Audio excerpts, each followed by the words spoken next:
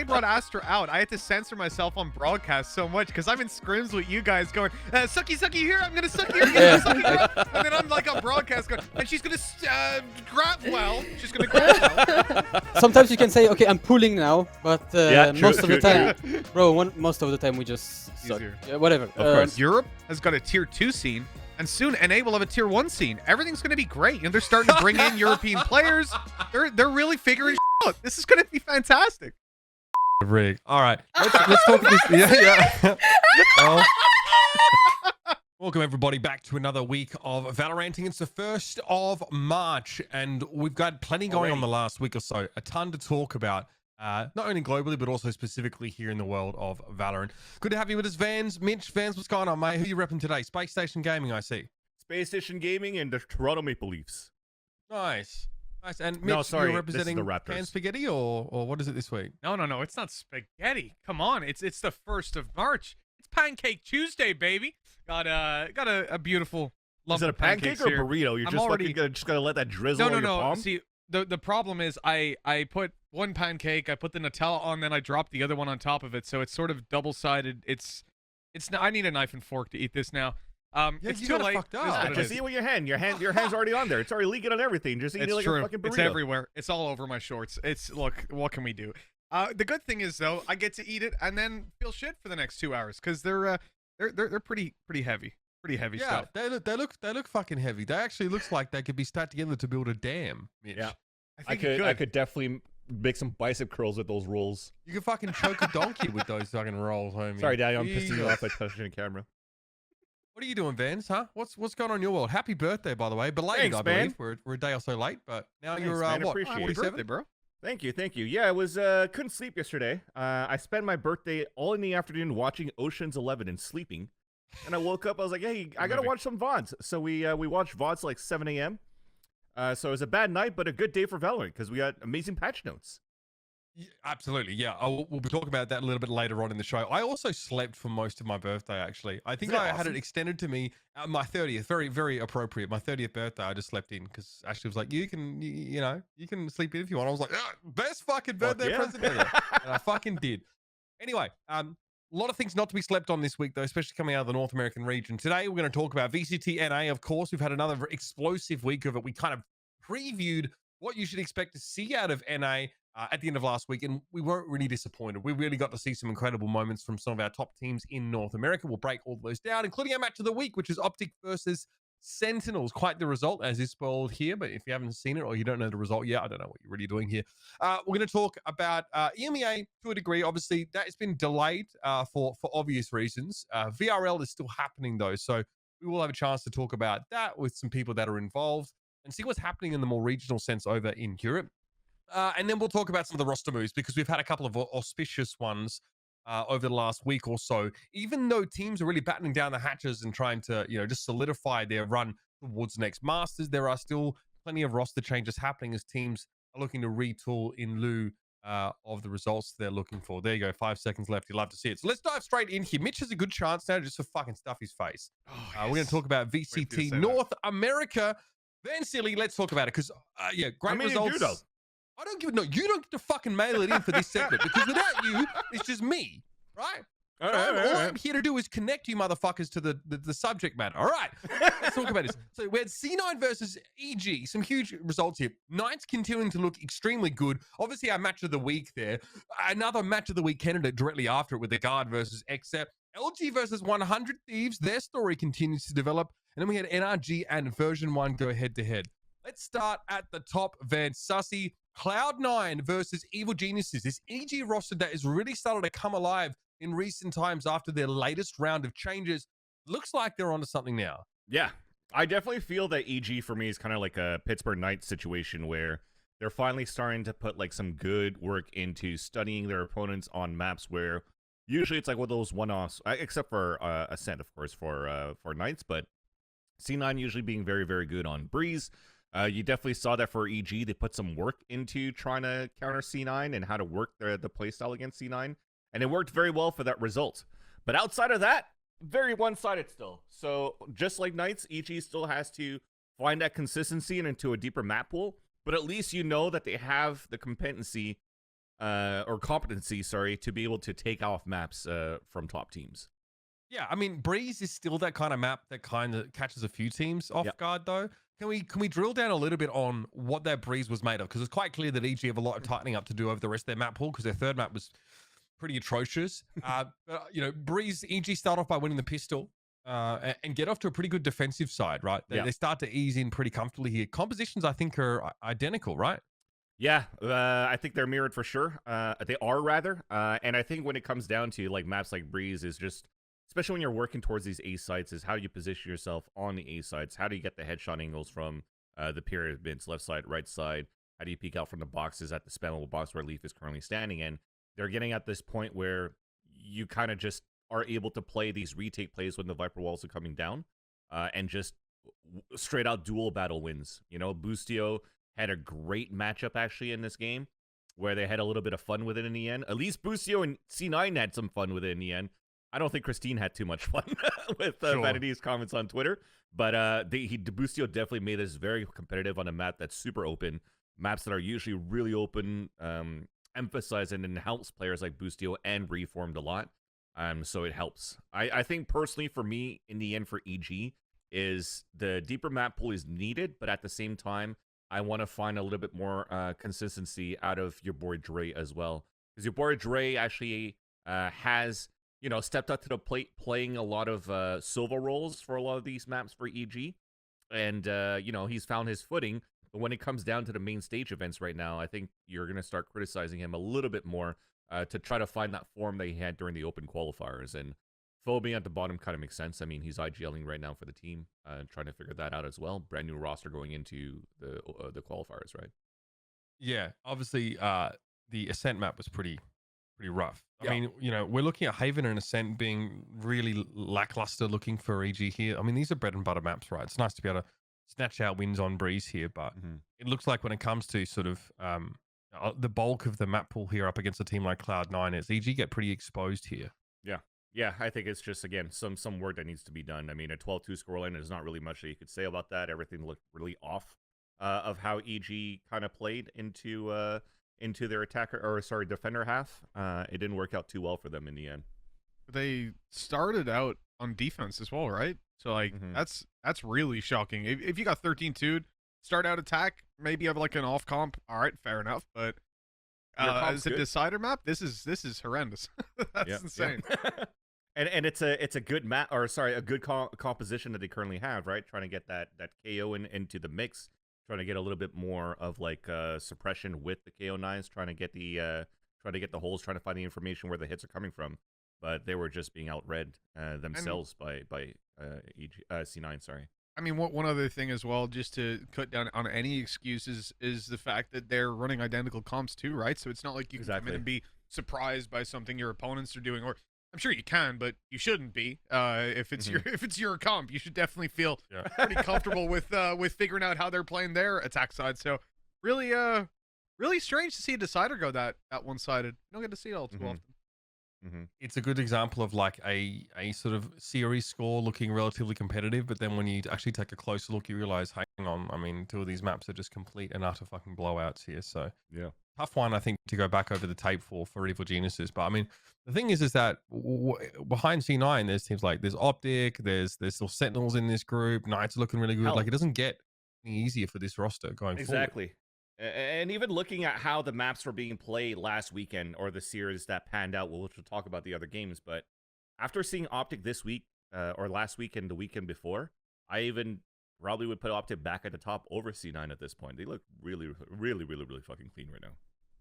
Yep. Let's move on and talk about Knights versus Rise. Now, coming into this game, we took a closer look at Rise last week, and we're just a little confused. We're a little unsure about where they stand.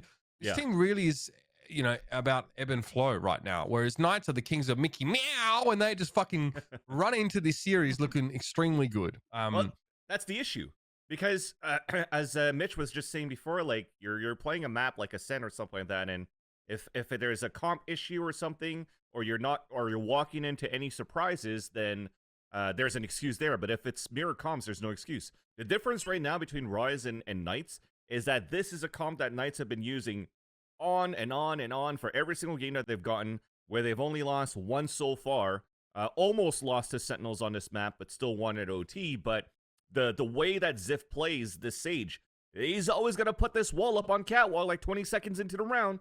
Once it gets broken, there's going to be slow overs on the ground. How do you counter that? What do you do? So, like, it seems for me the game plan for Rise, thinking that they could counter how Knights were playing, I've seen nothing from Rise that actually forced Ziff to get out of positions where he's usually playing on defense. You know, you didn't force any rotations going out for Knights. And then Rise just ran into this whole trap the whole time with no map control for the first 30 seconds of the round because you're not breaking as well on mid side either. Or sorry, on Catwalk side. Look at it. Rise have a good first half. Their defense is just solid. Like, you can't complain with that at all. What is it? This fucking Sage just completely stumping them. Like, what is Rise's issue here? You said we get like that. What? There's a mid wall going up. So fucking what? I mean, I know how important taking control of mid is on this map, but you got to fucking tell me it's a little more nuanced than wall mid. Haha, we win a lot of defensive rounds. Yeah. Well, I mean, for example, Ben also had a very good game, a good series overall against Knights too. So when you're looking at Rise and you're putting this wall up on Catwalk, what are they also doing on defense is that they found these rounds where they were actually able to push Ben out to the extremity on B side as well. So once you're posted up on that side, you have Catwalk on lock, and then you have all of Killjoy and Astra's utility or on A side or on B side, then you're kind of fucked, right? The Knights are playing sort of like turtled in for most of the A site. You're trying to get mid control. It's kind of given to you. But they could just retake it very easily of how Knights have a protocol of retaking that's really, really good. That looks really good. That seems to work every single time. So, I don't know. They really need to push Ben back. They really need to figure out how they waste out Ziff. Or even, again, pull out utility from the A side earlier into the rounds. You know, I feel that Knights are a type of team that are okay to give you mid control on Ascent. And they still find a way to plow you. So you just had to figure out how you want to work the extremities. So on Bind then, Rise are happy to go without the jet. Like they're one of the teams that obviously have adopted the chamber, you know, on maps like this. Not so much for Bind though. He still wants to play that jet here. Knights do not have a sort of a chamber in the mix here. But what is the real difference maker in this particular match, which thankfully goes a little closer? A little bit closer, but again, it's Ziff and Ben. When Ziff also switches over to a duelist on this map, they're playing the XSET style of double duelist. They're playing the Sentinel styles of double duelist, so it's very, very explosive. You had to figure out some sort of protocol on the attacker side there for Rise, which they only got 4 rounds to attack. Very difficult to do when you have a chamber in the mix. I find that you still need a little bit more protocol to be able to help and support this. This less of like explosiveness when you're actually attacking into the sites. Neptune was being shut down quite easily as well on these showstopper executions, even though he's top of the board here for Rise. But I don't know, man. It was also just a Rise that looked really flat like they did 2 weeks ago as well. So there is also that lack of a much bigger lack of consistency. I even saw a tweet that came out from Derek last week after they lost. He's like, I'm running out of all goods. I think at this point, like they're starting to feel that frustration as well, right? Where it's not like Mr. Fourth Quarter is not showing up anymore. This and that, it's not all good. Next week we run it back. It's like, and it's not another one of like, hey, we have a new coach now with Zek, and things are looking better, and we're doing better. It's just the same old. One day it's a good Rise, one day it's a bad Rise, and unfortunately we've been getting more bad Rises than good Rises. Is this team struggling to adapt though to what they're running up against on some of these maps? I think the thing is probably yes at this point, because if you're trying to play, if you are a team like Rise and you're very momentum based and it's just not working out for you when you're even putting the foot on the pedal, that's right, man. Like, fuck, man, they got to do something, right? So yeah, it just doesn't work out for them. I think they have to figure out a way where if they want to play a default or they play late rotates, then they got to play a little bit better. All right, let's move on then. Talk about what could have been a match of the week, of course, as we leave you with Derek's comments here. Yeah, I don't know how many all goods I have left in me. Tough thing to have to tweet out. Probably tough as well for his teammates to sort of see that, but I'm sure it's no surprise to them. They probably all feel the same. Look, yeah, tough stuff for this roster. You know, some teams look for refreshment in the form of like, you know, a coaching change or something like that, but obviously they're not quite grasping some key elements right now, whether it's metagame, whether it's just how. I mean, you know, maybe there's a world where like they're not able to incorporate the chamber, but you're full screening me like I actually know what I'm talking about. You know, maybe they're struggling to incorporate chamber play on the maps where they have to attack if they, you know, go on the attacking side and then down in rounds, and they like the explosiveness. But you're right, because and so you know what you're talking about too, because of all the matches I've been watching where you're trying to run a chamber on bind, they haven't really, for teams that I've been watching or just in general on the attack, when you're not running any duelists or you're running less duelists and you have less space creation. I know they have it with Neptune, right? But you kind of want it with sometimes with a Jet if you want to play that double duelist like the others are. But taking the example of like Ascent plays with Miniature for Sonics that he plays a chamber, and then when 100 Thieves also tried to play no duelist on Ascent, it just didn't work out. Like, it's so hard to find attacker side rounds with a chamber. And also, when you're playing maps like Split and you're choosing like a chamber instead of a Cypher, very, very difficult to play roams because, for example, a ramp, you don't have any cages for cross. So you're kind of just pinned out in the open where it's actually obvious that there's only one angle that you're going to peek from. So you have to find a way to play that a little bit more smart or have another body with you to support you to create that space. Which is why, again, with Sonics, it helps a little bit more because they usually put J-Song with Miniature a lot. But again, still a lack of finding successes on attacker sides. Okay, we'll keep our eye on this developing from Rise. Let's talk about our third match of the week. We're going to skip, obviously, this OpTic Sen one for now and talk about, what could have been a match of the week any other day. As it turns out, there was definitely some close play here throughout the series, but obviously Bind, this is the second map of the series here. And, except this is the one they actually managed to clinch out here, but they fall a little short on Haven. Yeah, great comeback actually for XSET on that second map. They fell short on Haven on the first map, and which is actually quite surprising that XSET wanted to leave Haven in the map pool, right? I think once the guard had the opportunity of saying, "Oh shit, Haven is actually in this rotation, let's just fucking take it," and you already saw they were running away with it on like what it was 9-1 or 8-1 or something into the half. Until we actually saw like an 8-4 scoreline in the end. So the guard are very, very comfortable in this map. Very, very good on retake plays. Very good on trades. Because it's a lot about Jonah P. For me when it comes to like the flashes that he's able to execute for his team. But also, I love the trading abilities that the guard has on defense. It's not necessarily like that explosive trade style that version 1 has. It's more like they're all positioned and watching angles, but cross-fired for immediate trades right after, while having utility support from their initiators. I think they are very, very sound in terms of a team where, like I said before, like don't really sleep on the guard. You almost had that conversation that the guard is, again, one of the best teams in North America right now. And even with Bacon, who's like the analyst currently for Liquid, he's even told me like, the guard is probably the team that plays Valorant the way Valorant should be played. So you got a lot of praise right now from that. When he also says that they look even fundamentally more sound playing Valorant than even Liquid themselves. So there's that aspect, right? That's the tactical aspect. Sorry, Mitch, carry on. Oh, you're good. I was gonna say one thing that was really interesting. If we can pull up the scoreboard for Bind real quick, unless we're gonna go through that with the videos again. That's a map that should 100% have ended. You have XSET. Sorry, let me be clear. XSET shouldn't have been able to come back. They win the pistol to start things out. They win the first buy round as well. They then go into the second half, win the pistol. They lose their buy, and then they come back and still win after in round 4, and that gives them the way right back in. But those early halves, man, they've got 9 rounds before you really get a buy round out, like a proper consistent one, and ults come in and the real Valorant game starts. For XSET to still make that into OT, it's a fucking to be honest, it's a miracle that they didn't close it out way earlier. So what I remember vividly now, as we talk about it, what kind of happened for the guard, because the guard had this lead, right? They were like 11-10 or something like that, still in the lead 11-9.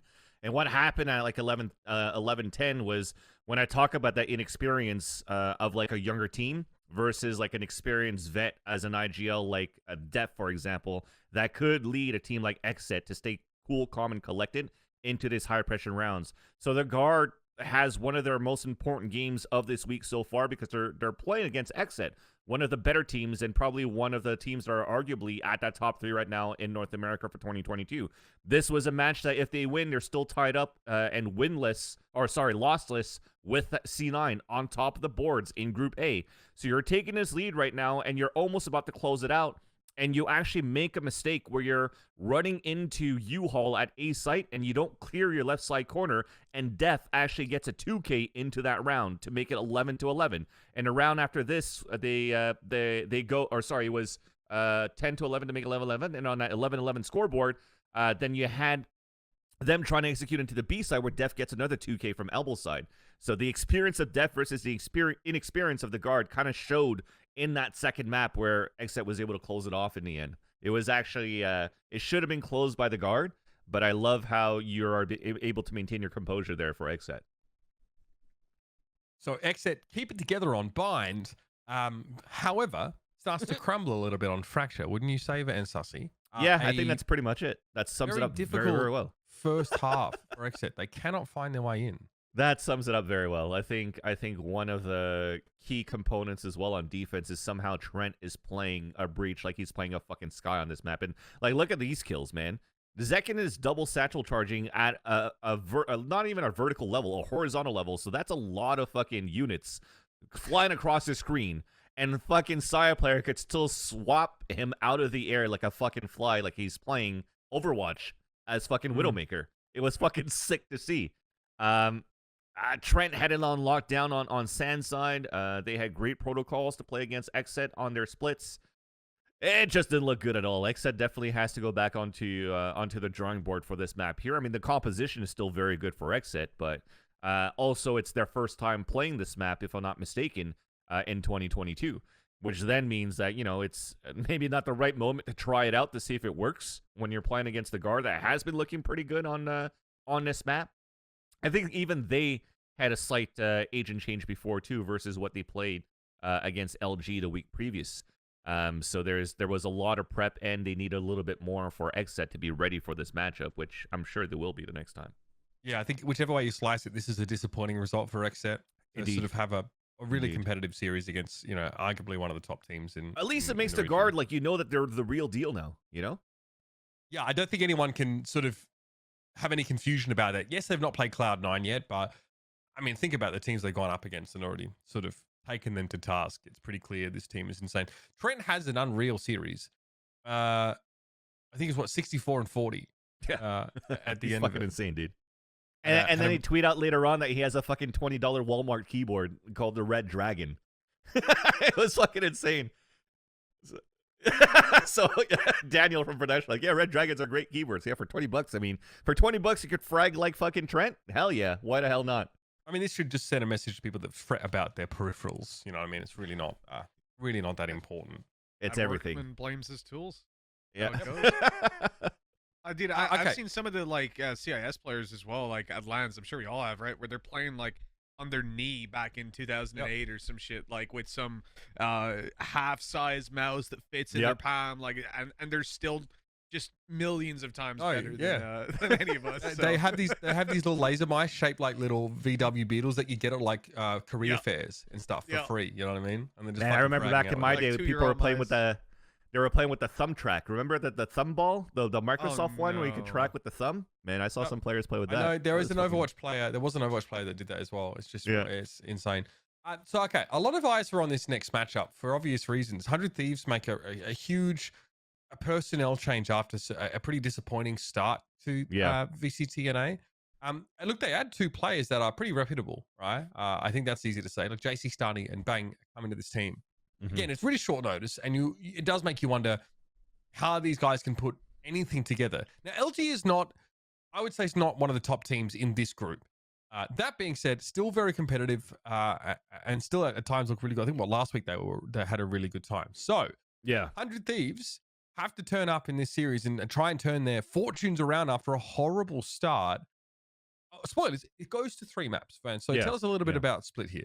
The thing is, I actually think the opposite as well for LG. I mean, if you look at this roster and you think that they're not that great because they're not like, they don't have all-star names, they still on paper look very good if you've been watching like a lot of TIG since like the Echo 8 days when he was playing with Aaron, you know?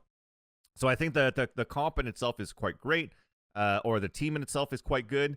And the look of 100 Thieves, yeah, they lost a series on a 2-1, but I do love the upwards trajectory that they're currently at. I think Bang has been a huge addition to 100 Thieves. Himself, I feel that if once he gets used to the original system of how 100 Thieves are currently playing, so literally shoehorning himself into Ethan's role, also adding a KO on top of that Ethan never plays, is already a good plus for this team. The second one is JC Stani. You're slotting him into what Nitro used to be, and he plays it pretty well. I think he's a really good Astra. He's a very aggressive Astra that people might think that he's too overly aggressive, so maybe throw some rounds here and there, but I think it fits really well into this roster with 100 Thieves. So in the end, what's good is that once they get used to this system, and Ethan can actually rein it back a little bit more and see how they could actually work Bang and Asuna together, because I've already seen that versus TSM, that they already had that chemistry on Split. They play some ranked games a lot together, and even on this map right here, like if you're looking at Dish side right now, that's Asuna and Bang about to peek towards Dish, right? So they're starting to slowly work these two guys together to be like that all-star fragging team of, like, for example, Cryocells and Zekin. So it looks pretty good, but LG definitely had a better series overall looking at this whole matchup. But, you know, it went to a third map that had to go into overtime, so it wasn't really any given matchup or series for either of these teams. I found Fracture very interesting because not one 100 Thieves player had a positive first kill, first death ratio. Astra was -7 over the course of this series. Just fucking explain this to me. Is he just hurtling into sites trying to, you know, make something happen? This is so insane. I do remember so the thing is that it doesn't look good on the scoreboard, right? But I do like the idea that they were trying to do with 100 Thieves by pinching a lot of aggression from A main and B main. So they would on tree side. So you would have, if I'm not mistaken, the Breach, Asuna, and I think the Astra as well, where they try to push down towards tree side with a fault line, Nebula, and have the Rays come out and try to fight. Where he got instantly popped off right away by the Chamber on the other end for LG, which I think is B-Dog that plays a Chamber on that map. Which then means for 2 rounds where they're trying to do that, Asuna dies within 5 seconds. So LG had a good idea and a good read of how 100 Thieves wanted to play the defender side and punished that very well. But then overall, it comes down to like these scrappy games that turns out in the favor of 100 Thieves after. Obviously, this pushes us to a third map. 100 Thieves look like they're gelling already. Yeah. Bringing in known quantities like JC Stani and Bang, who, you know, have been around the scene for a while, also individually have demonstrated themselves to be like top players. Yep. They've integrated them awfully quickly to such a degree that 100 Thieves have a pretty solid showing on this map. I thought like they were able to string together some really nice attacking rounds on this map. I was really impressed. They don't get there in the end. Obviously, we go to overtime and LG just sort of outlast them here, but this is a very promising sign for this team. Agreed. I think a map like Breeze, for me, is kind of like an Icebox, right? You have a Viper, you split the map, you split a site, and you can basically run some default shit where you could still pug it out and still do very well. But what I do like, I can't remember which round exactly it is, but there's a round on the attack where 100 Thieves, Ethan, he'll throw a recon dart from the archway side of tunnels, like cannon, and it lands into mid side. And while they do that, it means that he's going to be closer to drone into B site, where they actually push into B site very, very quickly with an execution. That worked very well. It was a round I'm pretty sure that LG 100 Thieves won on the attack. So I'm assuming here that it's round number 16 or 17, something like that. But that said, outside of that, very basic Breeze, nothing really out of the ordinary. Maybe a couple of tries with some walls that Tig was doing on Viper on the attacker side so that they could try to split into the A side a little bit more. But if not, some basic stuff that ends up being the brawl in the end of LG winning. We are all wondering, of course, about what 100 Thieves road ahead looks like. You know, and one of the questions is how the fuck do they qualify to Masters? They can't. They won't. Yeah, you're newly I mean, well, you say that you spoil the whole part of this segment, though. Your new resident Wrinkle Brain sideshow breaks down the as he called it, napkin math, I think, for this. So Have a listen to see how 100 Thieves get to Masters. I saw a tweet saying, the real question is, how can 100 Thieves make Masters from here? I've done some napkin mathematics. I don't know whether it's accurate, GB, so probably shouldn't be. Show your work. Show your work, Howard. I'm pretty sure 100 Thieves need to beat XSET and EG in their matches coming up, and then also hope that LG beats XSET as well.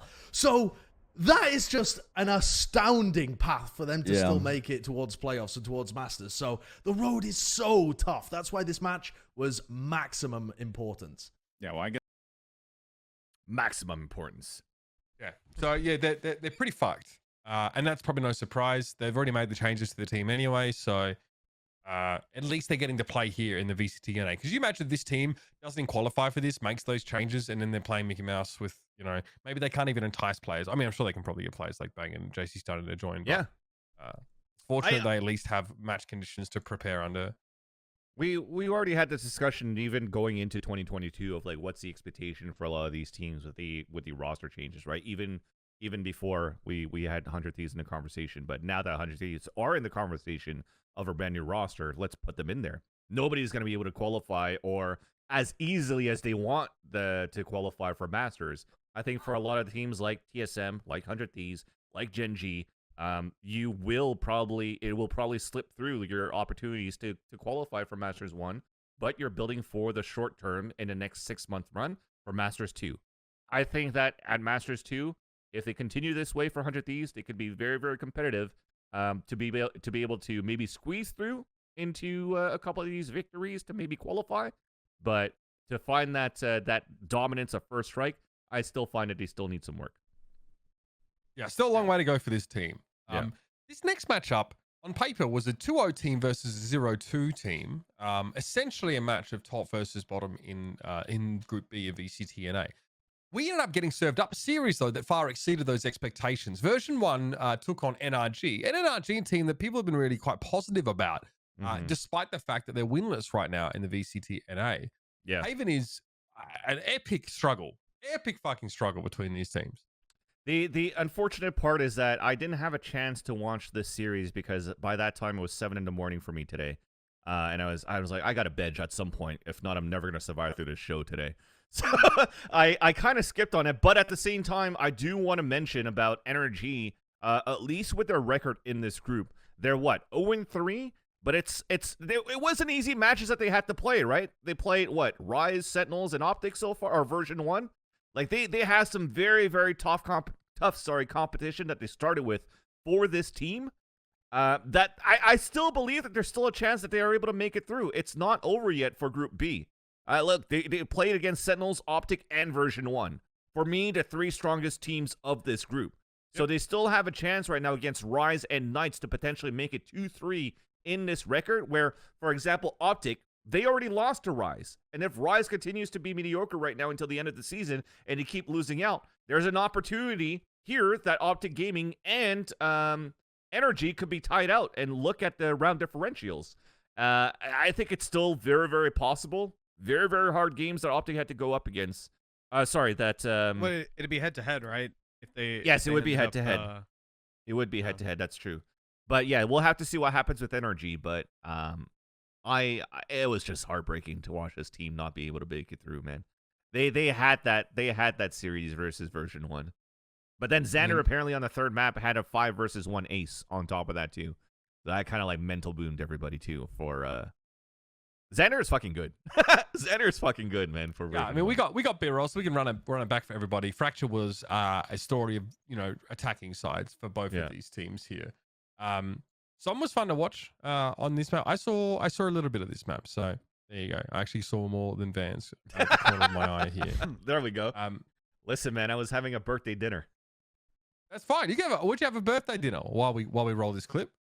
Thank you. What'd you eat? We had this French Canadian chain called Vieux du Lut, which is like the old Duluth, I guess it's called in English. It's a Mediterranean chain. So we had some Mediterranean food. I had a little nice filet mignon with butterfly shrimp and some pilaf rice. It was a really good meal. Yeah, that's fucking dope. All right. Yeah. Yeah, I remember seeing Vanity tweet about this game. Yeah, he's so sick of these fucking fake comebacks. Yeah. It was close. It didn't get to overtime. It ended up being a 13-11 result. And then Icebox was also really close. Another 13-11 here. So NRG are knocking on the door. And again, this group is like hyper competitive anyway because, you know, NRG are now 81 for 100 in round differential and they're 0-3, right? Knights are above them, but they actually have a worse round differential, and Rise are at -18 with 1 win. So, I mean, from third through sixth here, it's all really close. You know, bear in mind that Sentinels obviously, you know, 2-1. The only team that's 3-0 is obviously version 1 right now, and that, you know, remains to be seen, especially with them taking on OpTic and then Sentinels back to back in this group. So, obviously, yeah, NRG's record, as Mike's is pointing out in the chat, is not really speaking to just how close they are to toppling the current leader of Group B here. So Group B fucking sick right now. It's popping off, especially if you consider how much room there is for Sentinels to sort of make the improvements that they need to. I mean, this is definitely Group of Death. Yeah, agreed. Honestly, like even both groups are kind of like groups of death, you know? I feel that somehow the Riot script has turned out very well for both of these groups to have some very intense mid-lower seeding matches, you know, that are very, very important because, again, if you look back at Group A, the battle here for 4th place is LG, 100 Thieves, and EG, which could be very doable for both LG and EG. Now you look at Group B, you see like a rise of Knights that have a deeper map pool outside of a Sentinel where they actually beat Rise on Bind. So it's okay. They're not a one map trick pony. They're not a one-hit wonder on Ascent. They could do a little bit more. I was trying to find all the It's fine. I can work with that. terms, you know. It worked. But yeah, so then they're on a rise for that. Rise is dropping down. NRG still has some matches that they could win. Big matchup against Knights. Upsets could still happen. I think Group B and Group A are very, very good in that aspect for these head-to-heads. So again, obviously close for NRG, not quite enough here, but they're looking very competitive in their group. Match of the week, of course, selected by our own Vansilli. Definitely OpTic versus Sentinels. And we have a bunch of stuff to sort of go over here. So a couple of curated clips from yours truly, sort of talk us through this a little bit here. So we'll start from the beginning. Bind is the first map in the series. And we want to talk about the pistol setup here because it is reminiscent of another team that we've sort of seen try and execute this play, Van. So we'll bring that up for you. Might have a mini map for you, and then you can go. Yeah, so it's going to be slightly small for if you could pay attention to that radar on the left side. But what I wanted to bring this into allusion to is not necessarily the same, but very similar as a setup to like Cloud9 that we talked about last week when they played against XSET. If you look at the left side of that radar, you have 3 players playing control of Octagon into Garden, where usually if it's Cloud9, they actually have Mitch playing by the teleporter. But this time it's actually Ye playing towards the right side and you have Victor on the left. But if you look on the opposite side of the radar where that Viper is, then you actually do see that they had the same type of rendezvous that Mitch actually sets up as well for these type of like teleporter pinches. So my assumption from how this setup is for OpTic is you still want to run the same delay, find information with this Viper playing towards showers where you could snake bite on the ground, gravity well, and smoke and put the wall up to delay. And you could still run a recon dart through the portal and go for a triple pinch if it's quiet towards the long B side, and you're starting to hear some information going on towards showers. So very, very, very similar, of course, to the setup here for Cloud9 to have this showers type of like crunch, if possible. If not, they have a perfect stack into B site anyways. So let's roll now into round number 2 because this is a bit more of an idea of the setup that we actually have here in Hookah. Exactly. So this, again, looking at that minimap one more time, or just looking at where FNS is currently looking, he's crossfired with Ye. So Mitch also does this for Cloud9, but the difference is he doesn't set another rendezvous close to where he's at the hookah door. If you look at his rendezvous points, he has 1 in U and 1 in B cubby. So the idea of that, it doesn't matter if Ye dies in the context of how he's setting up the crossfire with FNS, because they're just trying to run it down and hold it, so that allows Victor from towel side at A side to throw paint shells through the teleporter, go through the teleporter at the same time, and have the Bermuda Triangle covering up towards that hookah side. And again, it's because it's against an anti-eco. You don't really mind if Ye just dies because he only has a headhunter anyways into that round. So that it allows for at least the farming kills to happen for FNS and for Victor into the hookah side. So Sentinels are struggling here. Round 3, I think they get one of their first gun rounds and they head towards the A side here, but it goes pretty awfully for them. Yeah, it's kind of cap actually. So we could try to have a look at this too. So they have a little bit of utility for Sentinels, which is actually good, right? You see the paint shell, you see the gravity well, a recon dart that happened, but Sick is still running this by himself, and it might look capped that he's actually running through the nebula to try to find this kill, but he did hear the footsteps running all the way on the right side of the showers when he threw the paint shells. So he knew that his opponent Marv was going to be weak and thinking that he could beat him, but Marv has been really good in the past few weeks. Now what happens? You lose shower control, so the rest of them try to lurk towards the A site right now with the Viper's wall. You can't really get into the site. Like look at this pause moment, right? So you're trying to get into the site, everything's all up, you're trying to take U site control, you don't have control of showers, and then suddenly you have to wait for your wall to come down, or you pull it down to scramble for a fight or a plant. But what happens in the post plant? You have to go back into the same position. Nobody can play a pulse plant back towards short because there's a flank happening from Sentinels. From OpTic. You have 3 players playing towards shower. You have 1 guy that's on his own inside towels. So when you put that Viper wall up, it gives an advantage for OpTic Gaming to just rotate back, satchel charge into the front. And look how isolated Marv is, or Zoms is. He's by himself right there. The wall's still up, and everybody else could pinch in the end. And it just makes it a lot easier for OpTic to play the retake game to the detriment of Sentinel's utility with the Viper wall on post plant. So it definitely seems like Sentinels, and this gets worse and worse over the course of this half. Sentinels constantly getting stuffed as they try and make these executes happen. In some cases, Vans, the executes here from Sentinels look pretty good. It's after the fact, right? It's the retake scenario where Sentinels tend to fall behind. I think round 5, round 6, it happens again. This is round 6 here where there's like a Sentinels want to try and execute here onto the A side. Yeah, so this is where it looks kind of weird, right? Because Dapper gets into this Viper's Pit where the edge of the Viper's Pit doesn't look like it reaches towards that spike, but thankfully, or the spike site area where you could plant. But thankfully, they have a Cosmic Divine, so you're kind of leaving this corridor so that whoever's jumping up can get kind of owned here, what Crashes is trying to do. Tends to get above, catch somebody off guard, so it looks pretty good from these two ultimates to be able to run that. But look at the mini-map again. Where is the showers control? Where is that help on that side if you need to do a pinch from the end? So everybody's kind of stuck in his Viper's Pit. Everybody's kind of owned. The wall is going to come up for the Viper's Pit too. You're actually giving so much space right now for OpTic to regain most of the A side half and pinning you once again into U-Haul. What to do after this for OpTic? What do they do after this for OpTic, rather? They throw up a Cosmic Divide of their own. So this whole Viper's Pit into 3 players hiding in there won't do anything. You have to run through the walls. You have no utility to go through with it, aside from potentially like Sick. And now everybody runs through the wall and they get crossfired. So the idea of the execution was kind of good for Sentinels to get that, but they probably had to understand that they had to play against a Cosmic Divide on the defender's side because, again, it's 5-0 at that point. You have so many ultimates that are scaled up from round to round by OpTic, and it's not being managed correctly as to what could be available for these retakes for OpTic, and Sentinels, I guess, weren't prepared for that. Yeah, also feels like they don't scale that well off their own Cosmic Divide. Like, they never really get showers control. They get deeper into U, but that's about it. And they're playing around that Viper's Pit that doesn't extend to the site. So they can't even cross the Cosmic Divide into what would still be a Viper's Pit. So you kind of downplay the impact of that, but it still seems to hurt them in terms of actually... Yeah, well, no, it's fine. But, I mean, they don't scale into the site behind that utility usage. Sentinels... running into a brick wall over and over and over again. So round 10, they get another chance at execute here, and we actually see them go for a default.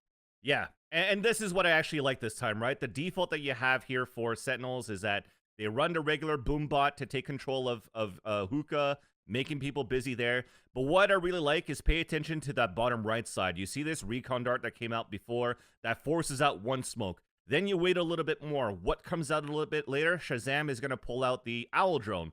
So the Owl Drone's going to go into showers as well, and that's going to force more stars from Marv being placed down. So you see this Owl Drone that's going to come out, and then you're forcing players back because Marv also got pinged. So when he's getting pinged, and you see people start scaling up with 10s, you're going to start putting more stars on the ground. What happens after? You see a lurk now towards short A side from Zoms. So now you're placing more stars on the ground, and you're counting this for Sentinels. So now you're like, okay, they've already used 3 stars. They've already placed 2 more, which means they have absolutely nothing on the B site, with the exception of what was already pinged right here. You see from the minimap from the Rays. They're like, hey, there's actually a trademark here. Let's get ready for that, and then we can start executing, right? So then they break this recon dart. But now there's nothing else that's going to prevent this to happen. So let's actually switch back. So you see this execution happen. Let's look at it from the POV.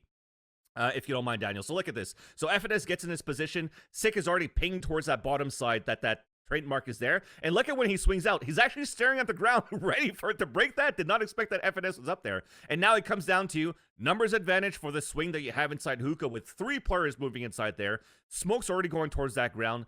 Paint shells are being thrown towards spawn side. And that gives so much room right now for Sentinels to play the post plant in the end. Zoms, he gets killed, but he still got a kill on his own after the post plant and did his job at least. Got his one, got the plant, got information for where at least Victor was coming from, and then you tried to do whatever you could. I mean, it was a nice valiant attempt for the retake there for Marv with the fake smoke that he pulls back to get the headshot. Cosmic Divide would have worked if Victor stayed alive when they were scaling forward, but that just makes it a lot harder on a 2-1. So in the end, it's all thanks to numbers advantage that was converted into a round for Sentinels, but it's still how I love that they read the round correctly and wasted that utility without really having to show themselves just by using initiator utility. I really, really like that, and they understood how OpTic kind of played the round on these default rounds. But then after that, you get a pause right away, and then you finish on a 10-2 half, and it was a pause by OpTic to stop the momentum right away. And when you're trailing behind by 10-2, it's very, very hard to come back, which you see the result in the end. I mean, yeah, what happens, I guess, if FNS gets more value for his trades there, or they're not looking at the trademark as they swing through into hookah, can actually find like a clean kill, or at least a more clean trade. Still, I mean, yeah, really solid stuff on defense here from OpTic, but Sentinels don't, I mean, they don't quite have what it takes to sort of break through here. And obviously, I mean, this is over. OpTic win the pistol, so just forget about it. They're able to sort of end the map here. That's it. You there's win not pistol really much 13-3. Yeah. Not much more to be said here. So in this series, Sentinels obviously banned Split and OpTic banned Breeze. So that leaves Fracture in the pool. And that actually comes up for map number 2 here. So let's discuss that a little bit. Both of these teams, I think, are working the breach. Actually, there's no raise here for Sentinels, as I see it. So Ten's still playing the Jet. Correct. Also, chamber for both sides. So yeah, all right, talk us through it. So then Sentinels right now. Again, a lot of people are saying, hey, why doesn't Tens play a raise? Why doesn't Tens play a raise? I mean, they've activated Tens perfectly into this map to play against OpTic. To be honest with you, this is a reason why Tens doesn't play raise. That's one of the examples, right? Even pistol round, where I say that OpTic likes to take the tree side control and go underpass to take arcade control. Where did they have Tens at pistol round underpass?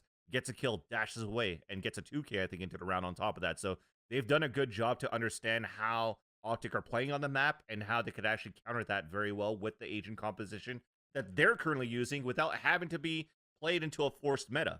Although there are moments where they're trying to do, like, you know, the trap play with the fault line towards A main with the snake bite and gravity, the gravity well and paint shells. They had that setup available for the A site. They had the snake bite underground too for Sentinels, but they didn't have a raise for those moments to be able to do more damage control where Crashes was caught in that from time to time. So I think that didn't help into Sentinels' trap plays that they're trying to do. But for the remaining of the matchup is just one of those, Tens just has to like land his kills to make this really possible, and he did, and he made things a lot easier for players like Zom and Dapper to just anchor the way that they do. So it was more of like a, not necessarily a Tens go kill, more of like a Sentinels playstyle of like how we trade well on these retake maps that worked out pretty good. Yeah, obviously there's still debate about, you know, how Jet is used on maps like this and Chamber's role and how Ray sort of fills into this. Still a style decision from Sentinels. I think this is also why some people were indicating that they felt Sentinels were a bit outdated, or like their take on this map was outdated. Is that really fair though, considering that Sentinels are probably aware of why people are playing Rays and still choose not to?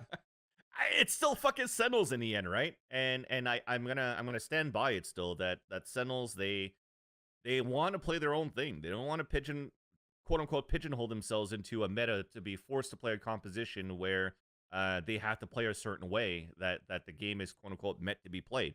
There's just so many variations of different compositions that you can use for certain maps for certain teams that works much better than others. I mean, if you if you have other teams play the same style as Sentinels does, you might see a totally different result, which is how we saw that mirror match between Sentinels and Energy with that same comp last week, right? Or 2 weeks ago when we see this comp that Sentinels are currently using. Sentinels plays it better than other teams that way. Now it's just, okay, we know from this composition what weaknesses we kind of have. We don't have any trap plays. We can't create the space too well without a raise, but we still have ways of activating it, and it did it pretty decently. So, keep doing what you do for Sentinels, and keep telling the haters to be quiet of how you guys want to play your game. Of course, well, they gave the haters, the end result, an opening. Right? Yeah. Let's move on to Icebox here. Both teams still with the Sage, of course. KO for Victor. Yep. And obviously they also have the Sova. So Sova KO, look here. I'm really loving the KO. No duelists for OpTic. So sort of lay this out for me here. What do you think about this setup? Yeah, so first off, like the matchup in itself, it looked really close where Sick almost had like an ace clutch on pistol round, and so he got a 4K and lost and got a 3K into the next round. So Sick wasn't ready to lose against OpTic in this matchup, and then OpTic slowly started to run away with this game when the economy started getting quite right here for both of these teams. And again, I think the OpTic lineup or the OpTic setup that you have with this composition is actually really good with this KO. I praise it more on the defender side of how much information they're gathering together with Crashies and Victor on their defender side, because both of them play a lot of mid side with knives and recon darts to gain information on space timings. That works pretty well, and also allows Ye to set up on aggressive holds on defense. On attack, something very similar as to the KO knife is like the way that they execute on A. They could have a 0 point that covers the whole A site. That makes it very, very difficult for Sentinels to throw Sage Orbs on the ground or recon darts on post plants to be able to deny plants. So that works well in itself. And the way that they execute towards B site with knife towards green to actually prevent from anybody pushing forward and the Viper from falling back. So in the end, it comes down to OpTic pushing back a lot of Sentinels. Sentinels having forced to play a lot of retakes on both sides for these teams. But it's still OpTic that prevails. One thing I'd like to see though from Dapper is if you rewatch this match and you watch Dapper play, I feel that Dapper doesn't really use his rendezvous too well on Chamber. There's a couple of rounds where he's sending these rendezvous and he's already all across the map and he can't TP away. There's even one like specific location where Zoms is placing the Viper Spit towards B main. And then Dapper has a rendezvous towards spawn side and towards Boiler. And he's still trying to push through garage door to try to get a kill. And if he got spotted, there was no way he was going to be able to teleport back. So I'd like to see that type of like tech being used a little bit more by Dapper. Wardell's another one that I think should use the recalls of the rendezvous a little bit more. Yay uses it quite extensively, right? Exactly. There are some chambers that played very well, but I still find that some others that are still trying to get used to this agent should start using a little bit more. All right. Obviously, Sentinel's not happy with it. Everyone's sort of praising OpTic for a really clean series, but FNS had different thoughts. Here's a little snippet from the interview between him and Golden Boy post-match. Hell yeah. I mean, sure. I mean, it's very easy to change up things, I think, in this game as well, because obviously you have so many possibilities and stuff like that.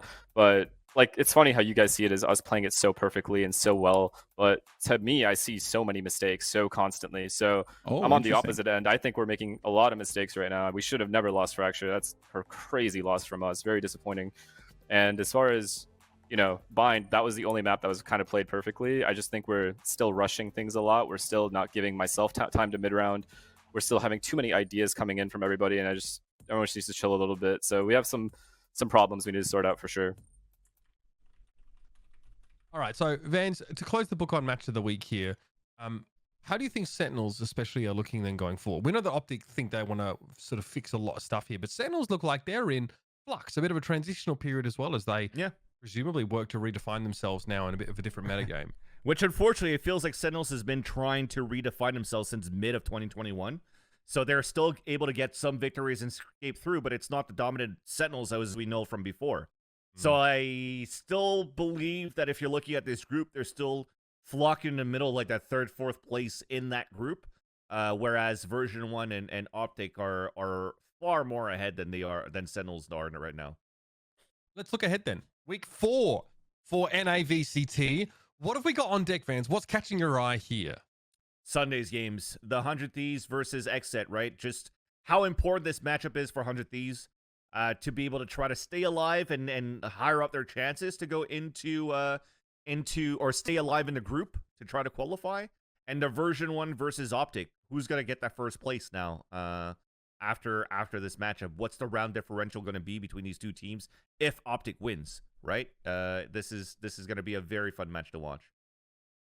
All right, so keep your eyes on that one, ladies and gentlemen. Eyes peeled, of course, for NAVCT fans. Let's move on here and talk about what's going on in Europe this week. Obviously, a lot is happening in Europe at the moment, and EMEA chose to delay their matches, of course, because of the ongoing Russian invasion of Ukraine, the sovereign state of Ukraine. This is the tweets here from their Twitter account. After careful consideration, we've decided to postpone VCT EMEA week 3. Our community's welfare is integral to us, and this time and our number one priority is to support the players, casters, staff, and fans affected by the escalating crisis in Ukraine. So there's a bit of a follow-up to this here as well, and they said, you know, we're sort of working on the next steps here, and sort of we have to assess a lot of individual situations here. Obviously, there are plenty of players who are, you know, in the EMEA, and I mean, even some casters and other staff that are affected by this. So obviously a situation that is still developing as we sort of wait to get an understanding of how crazy one person can really be. But this is the week 3 schedule. So we mentioned it last week. These are the matches that we are waiting on to see from EMEA. And again, there's some pretty nice ones in there. We talked about it last week, Mitch. Yeah, there's a bunch of really anticipated games there. The ones that we were talking about in particular, from what I remember, were Fnatic and Ascend and your Gambit Na'Vi. Really excited to get those games going, but obviously some of these players are displaced or in a situation where they can't guarantee they'll be able to play the match. So definitely a good call by the VCT guys to delay this over, and I guess Riot now has to really assess how we're going to fix this. Remember, all this is tied into an international league, so we don't have the liberty of saying, well, let's just push everything back 2, 3, 4, however many weeks and go from there, because that means NA has to wait. That means Southeast Asia, everywhere will have to wait. So from what I hear, we're going to have a couple of matches all in one day or one weekend, kind of all piled together, but it also very much depends when things are going to be solved. And like you said, Mitch, for now, it's kind of tough to figure out just how fucking dumb one guy can be. Yeah, absolutely. Obviously, just this ridiculous times there, and obviously we're all sort of keeping the people of Ukraine and those affected in our thoughts and prayers as well. There are obviously, if you're watching this or listening and it's sort of you know, you feel compelled to try and give or assist the people of the sovereign state of Ukraine in any way, we have a number of links here that you can get involved. I think we're going to put the links in the chat as well. So obviously Save Life is one charity here where you can obviously donate to the people that are being affected by this extreme situation. Caritas.org as well is another sort of a way to sort of give to the people that are suffering in the Ukraine, and as well a charity called United Help Ukraine. So obviously do recommend you give those a look, and if any of them sort of stand out to you or all of them, then we encourage you to give generously to the people of the Ukraine this time. We're going to go to a break. When we come back, we're going to talk a little bit about what's happening in the VRL. So talking regional in Europe here. We're going to be talking with Yinsu and Fearoth, hopefully. And then, of course, there's a lot of patch notes to discuss. So we'll see you on the other side of the break. If you've enjoyed the show, please like and subscribe, and make sure you hit the bell for the future noties. But also comment below with what you'd like to see in our future shows. Welcome back, everybody, to Valoranting on the other side of our break. Yeah, we talked about VCT NA at length here, of course, as that's still developing. And we mentioned, of course, the EMEA has sort of been put on hold for a time. VRL is still proceeding because it's regionalized and broken up. You know, there's been a little bit less of disruption to that in general. But, you know, broadly, I think it's worth discussing it as, you know, in how effective it's been, at least in terms of providing sort of away from sort of feeding into VCT EMEA, because obviously we had a couple of snafus with like nationality and sort of the split of representation, and people sort of pointing it out here. But so far it seems to be churning along quite nicely, Mitch. Yeah. Once we stopped, you know, disqualifying teams for absolutely no fucking reason, then things did start to level out. Yeah, I haven't heard any massive controversy about it. From what I understand, you know, everything's been running pretty well. which is weird because you have a lot of third-party organizers running this. What, 8 different VRLs across many different regions, many different players. I honestly expected to hear some like serious controversy with a league not running properly or just someone fucking up. And so far, it's been pretty chill. Maybe I missed something, but from it's been very well received, from what I understand. Yeah, absolutely. Of course. I mean, you know, we in a moment, once we get them here, we'll probably be talking to Fearoth as well. Obviously, your old team Alliance are doing pretty comfortably in their division so far. Yes, they are. I mean, I'm looking over the teams that are here, and I'm like, okay, there are actually some decent teams. We've got this, you know, this 10-star rosters here. You know, the XL team as well. Both of those teams are like 3-2, 2-2 respectively. So, you know, Alliance has definitely been dishing out some punishment here. I think they were 5-0, right? Yeah, they're 5-0. They've also faced off against both of those teams you mentioned, 10-star and XL, beating both of them. So, you know, XL's a team that we've been talking about on the VCT streams as an easy tier 1 contender. That's a team that if they don't make it out, look, I'm not going to put too much pressure on them and say they have to make it a VCT or anything, but definitely a team that I wouldn't be upset with if I saw XL in VCT coming into next season.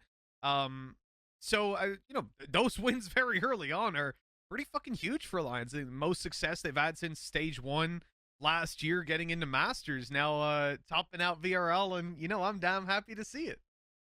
Yeah, I mean, I'm looking forward to see. Now, remind me again how VRL teams qualify for VCT EMEA. Yeah, so it's a little bit of a long process. So we have the whole VRL season operating, as you saw there. There's 8 different VRLs.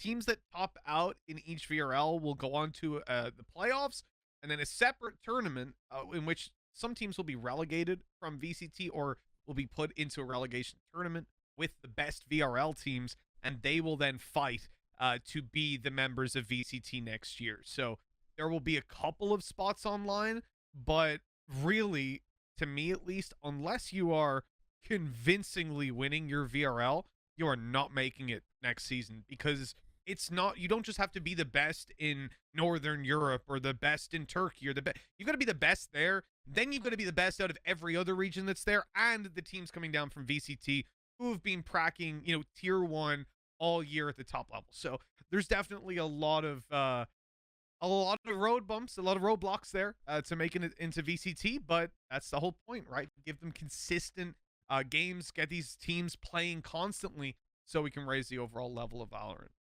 Yeah, I mean, and for those that maybe aren't, you know, super involved in watching VRL regions, because there's so many, right? I mean, France's region has Vitality, BDS, OGs in there as well. Spain obviously has that Koi roster. Giants is in that particular team. Heretics, who are 1 in 10 Spanish players as well. Yeah, exactly. Yeah, exactly. Heretics are 1 in 6 in their region. In DAC as well, it's like Mouse Sports, Wave Esports is also there. That CGN team that formed fairly recently. In the Eastern region, there's Entropic is the only one I really recognize. Oh, Finest is also in there as well. So a lot of those teams that make up the body of tier 2 are representing in many of these regions. You know, to tie it into what we were talking about earlier, with Heretics, 1 in 6 right now. They're 9th, as you said. And that, keep in mind, we just saw the bracket a moment ago for VRL Northern Europe. That is an 8-team event. Over in Spain, it's actually a 10-team event. So they're 9th right now. They're not even on the leaderboard when it comes to VRL. They're not getting the fuck out of that group. Well, you're trying to tell me they have got Kellogg's now. They have signed Kellogg's. But, you trying to tell me that Kellogg's just signed to this team and they're fucking 1 in 6? So yeah, look at this shit. Here's the good thing, right? They can recover because there's so many teams in here. They could make it into that kind of 3rd to 6th spot, maybe. But that's gonna have to be Kellogg's doing a lot of fucking work. He has been. Man, can you imagine getting dumped from G2, being in a position where, like, you're maybe the best in the world, or you definitely can be by the end of the year? It's definitely not out of the question that you're lifting a Champions Trophy. And then a week later, you're in VRL Spain, a league where, fuck me, I mean, you've got Team Arctic here. I don't know who the players are. I'm going to click in, and we got Loudly. I know him. I don't know anyone else on that team. Like, a bunch of these teams, when they were signed in, they didn't even have a fucking roster. And Heretics are in a position where they're 9th out of 10. That's got to really suck. And then I see How did they entice Kellogg's to join this roster so quickly? So it's called money. They have a lot of it because they sold all their players to G2. They sell Nuke. Why though? Right. Why, like, do Heretics want to be good or not? That's the thing that confuses me, because on the one hand, they sold all their players to G2, which in the first place tells me you don't give a shit. They gave up what could have been the best team in the world for money. Now they bought keloqz back. Okay, G2 had an extra player. They didn't want him anymore, so it's not like they will have been asking for the top dollar under those conditions. But then you add in, it's fucking keloqz, you know? It's not like they're going to be like, oh, 50% discount in case he's shit. You know he's not. So signing him tells me Heretics paid a lot, right? So they sold a really good team for money. Now they're spending money to get keloqz back. Maybe they weren't happy with their old roster and want to like craft something, you know, incredible. But to me, it looks like they're on the fence right now, kind of figuring out what they want to do, and just got a good opportunity to pick up one of the best players in the world. And why would you say no to that? So you sold Nuke. I mean, and yeah, I another suppose player. that's fine. I just did not expect them to be in such dire circumstances. Yinsu, thanks for coming and joining us on the show. Oh, she What's made it. up? She made it. I did it. I couldn't miss this, guys. I'm hearing Mitch go on about VRL. Must be nice, right, Vansilli, to have a regional league so the rest of your scene isn't just dying if they don't make VCT. Yeah, well, I mean, we have monthlies, I guess, at some point, but You have yeah, Mickey it doesn't Mouse really. trophies, bro. Mickey Exactly. Mouse trophies. Hey, Yeah, TSM's the winning guy them. wouldn't be shit TSM's without a winning Mickey them. Mouse. That's what I'm saying. It's gonna be good. It's gonna be pretty okay. great. You know, realistically, we're now in a position where Europe has got a tier 2 scene, and soon NA will have a tier 1 scene. Everything's going to be great. You know, they're starting to bring in European players. They're really figuring shit out. This is going to be fantastic. Shit, a rig. All right, let's talk this. Yeah. Well, Oh my god! I Love you, can't fans. tell. I Love can't We'll tell if see he who did that gets on the last purpose laugh. or not. We'll see who gets the last laugh. We will. We will. Well. Yeah. I can't wait to do this show week after Champions. I cannot fucking yeah, wait. I don't know about you, Vance, but I'm laughing either way. That's the beauty of this situation. All right. Also, want to we'll obviously chat with Yinsu a little bit as well. Obviously, she's been co-streaming a ton of the VRL stuff. I want to welcome onto the show from Alliance. I think for the first time. I think Fearoth. Thanks for joining us, Enzo. Great to have you on the show, man. Hey guys. Hello everyone. Salut, salut. Salut, bonjour. How shit of an analyst was Mitch, man? On change en Don't français? tell the truth, Fearoth. Mitchman was unbelievably good in his own and unique way. You know what I'm saying? It's like he had his way, alright? I'll take that. I'll take that. Oh. Mitchman was motivating, okay? He was, Nice. he was really good, man. Probably mean too. He was probably mean if you weren't putting the results out. But are we actually changing the show to French now? On peut parler en français? Mitchman, Fearoth, C'est moi? possible, ça, c'est bien On pour fait moi. ça, on fait ça, on Pour fait ça. vous, Enzo? C'est bien? Ouais, c'est possible, c'est possible. Je Ouais. peux parler français. Allez-y. Let's Nice, go. nice. Personally, I'm fine with that. But I do.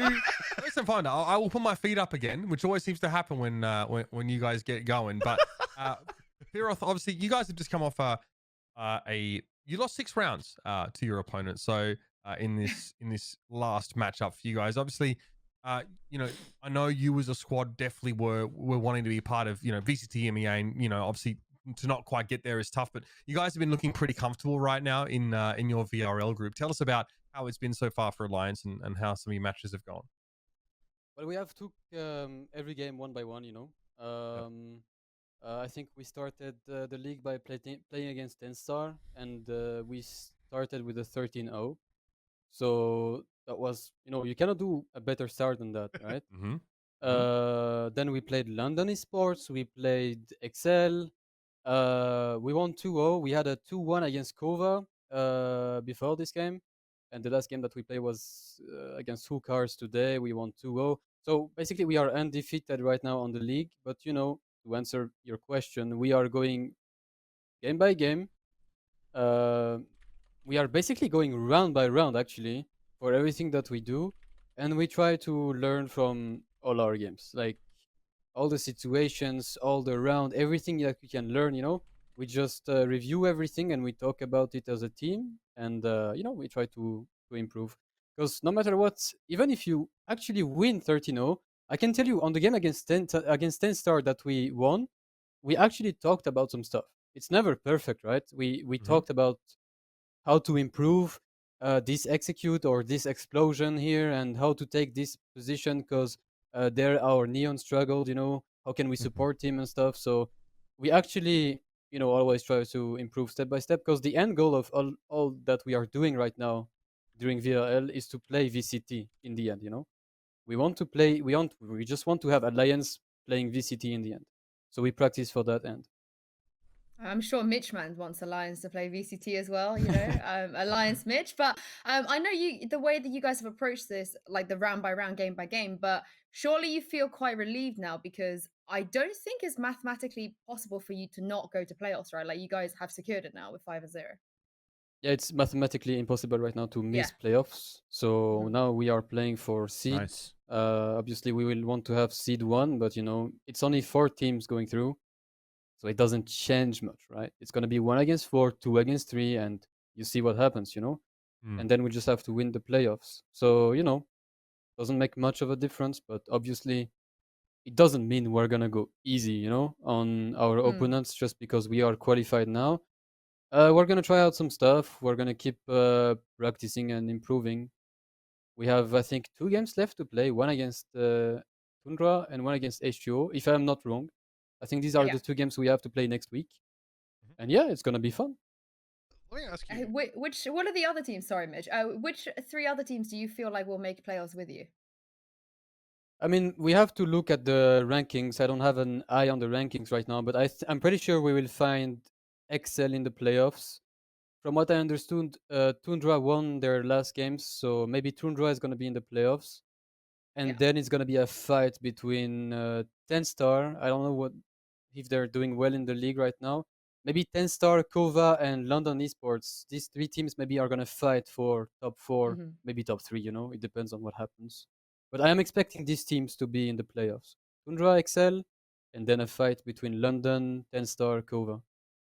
Well, I've got a quick question for you, because back when we were doing VCT, the quals were a lot of games, back to back, day in, day out, right? You finish 1 day of games, you're working on the next day, you're getting up early, you're getting your practice in, warming up. It was a lot of stress on you guys. And when it comes to this system, obviously it's much more spread out now. You get a week between every game, get to prep for your opponents and so on. I mean, I'm assuming that you guys will prefer that sort of system, but I'm curious, do you think that this is a better way to approach sort of structuring our Valorant leagues? Yeah, I think it's amazing for us as players, at least, to have 2 games a week. It's really good because we can prepare for the games. We have time to rest between each week. And we just have to adapt to the schedule, That's something I can tell you. Like in a pro team, you always try to adapt the schedule of the players to the schedule of the games. Let's say, like, for this league, the games are either at 6 or 9, So that means you could end up playing at midnight. If it's like 3 games, 3 long games, you can end up playing at midnight. So you want to be, as a player, you want to be aware and fresh for 11 p.m. or 10 p.m. or something like this. You want to be fresh late in the day. So you adapt the schedule of your practice and your team. You're going to wake up later and stuff to adapt everything to be fresh on that very specific moment. So that's what every team does for every tournament, every league. You adapt to what's going on. And obviously, it's always really good to have 2 games a week for like 5-6 weeks, and always try to have a review to do for every game that you do and improve on them. All the good things, all the bad things, always. It's really good. Yeah, I like it. Obviously, Yinsu, you've been watch partying a lot of these VRL games across a few different regions. Do you want to tell us sort of how you think some of these other regions outside of North are shaping up? Like, who's a standout, and maybe what rosters are out there that are impressing you right now? I'm really glad you guys spoke about Heretics already. I was watching a little bit because I think going into VCT this year, I think people were a little bit kind of like wary of what Heretics could do. But then going into the VRLs, I think that's where people kind of like, this is not the same Heretics that we saw before. And obviously, I think maybe Fearoth would disagree with me here, but I think looking at it from on paper, the Spanish one is probably the hardest one. Like I'd say, quote unquote, like most competitive in terms of like the big names. Some players that used to be in VCT in there as well. You've got big orgs in there that I personally feel like if they didn't compete in VRL, maybe some of these orgs might not even be in Valorant because they're putting in a lot of investment, right? So I think Spain is definitely worth keeping an eye on. Obviously, I'm biased. I think the Polaris one is really, really entertaining. We've got lots of good teams and players and names in there, and some players I'd say that like people didn't really know about before maybe the VRLs this year. But I have to be even more biased and say that Turkey has been quite interesting. I think Footballists were a team that probably should have made VCT. I think they also feel that way. I think they probably felt like they were quite confident to make VCT and maybe a little bit unlucky in a sense of losing to BBL in the end for the second week of getting into VCT. And I think Footballists, I mean, it's close in Turkey as well. If you look at the standings, it's close everywhere pretty much, with the exception like of maybe 1 or 2 regions. But the end goal though, again, like VRL, you have to play them if you want to play in VCT. But in the end of the day, none of this really matters that much if you don't make VCT. So I actually do want to throw this to Fearoth, because do you feel like there's a gap right now between like the teams playing VRL and the VCT? Have you been watching VCT, or do you feel like maybe there's a lot of good teams right now that could actually be in VCT? I have been watching VCT because, like I said, we have time to review a bit of everything. Our own games, the games from the other leagues, we are also watching them in VRL, and we obviously watch VCT because we are expecting these games.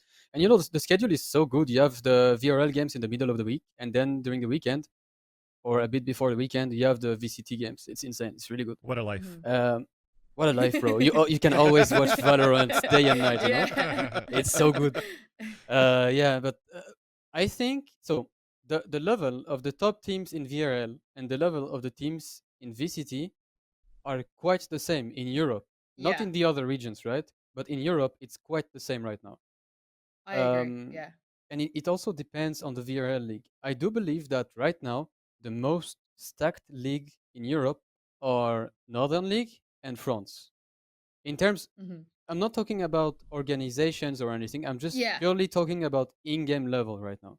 I think France is really good. Like all the orgs, all the teams that you have there are really good. And I also believe that in Polaris right now we have really good teams. But the top teams in the top teams in the Spain league can be as good as the teams in VCT right now. You know, you can take a look at, I don't know, even Navi, for example. Like we can totally compete against this kind of team right now. We can totally beat them actually. So, and this is, I think, what makes Europe unique right now. EMEA is so stacked, so good. When you look at the games, all the teams are actually playing really, really good Valorant right now. So it's super interesting. What do you think about the likelihood of that? Like the current, obviously, like if you guys go through to playoffs and you win your playoffs, you then have to play against like all of the other teams you've just mentioned. What do you think is the likelihood of a scenario where the 2 teams from the current VCT actually do get relegated and teams like you guys replace them? Do you think the likelihood is quite high right now after everything you've seen? I think it is possible that the teams from VRL replace the bottom teams from VCT. Yes, totally. Because like I said, the level is pretty much the same. And I really think that the top teams of VRL, like whoever they are, right? They could be teams from any region, but the top teams from VRL are going to be better than the bottom teams from VCT right now.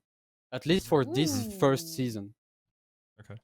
I like that. I mean, the question is though, and then Mitch, you've been watching as well, but the question is like, which 2 teams do we consider as the worst teams? Like, because there's one team from each group that drops down.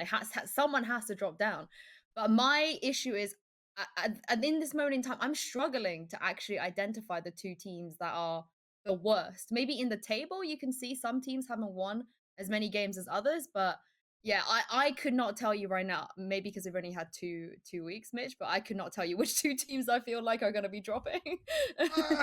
Yeah, I think you I'm the can same. because you don't care. I'm usually like, you know, to be honest, if I see BBL in here, I would be surprised. I think they've been playing, you know, pretty shit. So I wouldn't mind seeing BBL get fucked out, and then probably big because they play like Jesus. Some of the big games have been hard to watch, man. Like sloppy Valorant.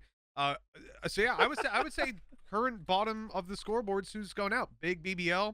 Does that mean that they get replaced by teams from Turkey and DAC respectively, or no, is it? No. Okay, It's anyone from the VRL team. So like, and it also doesn't mean they're everybody out. plays together. So they like they go to relegation, and then obviously like same with any relegation tournament really, like in CS:GO at least, that you'll have them fight to take their spot back. And I think in CS, usually those teams when I was around were defending their spots, but that was a very stabilized scene where like the teams that were getting dropped down were actual tier 1 teams, and the guys coming up were like a mix of guys who'd been together a year or a couple months and were pretty good, but they were like rank S players, not a tier 1 team. Whereas like Enzo's been saying, and we've all been saying here in Europe, we genuinely have a situation where I think you get the top 20 teams and you have a very competitive tournament there between the top 20 in EMEA. And that's only guessing the top 20. Like if you got any of us to kind of name who we reckon would make a good tournament with 20 teams, we now have a robust tier 2 system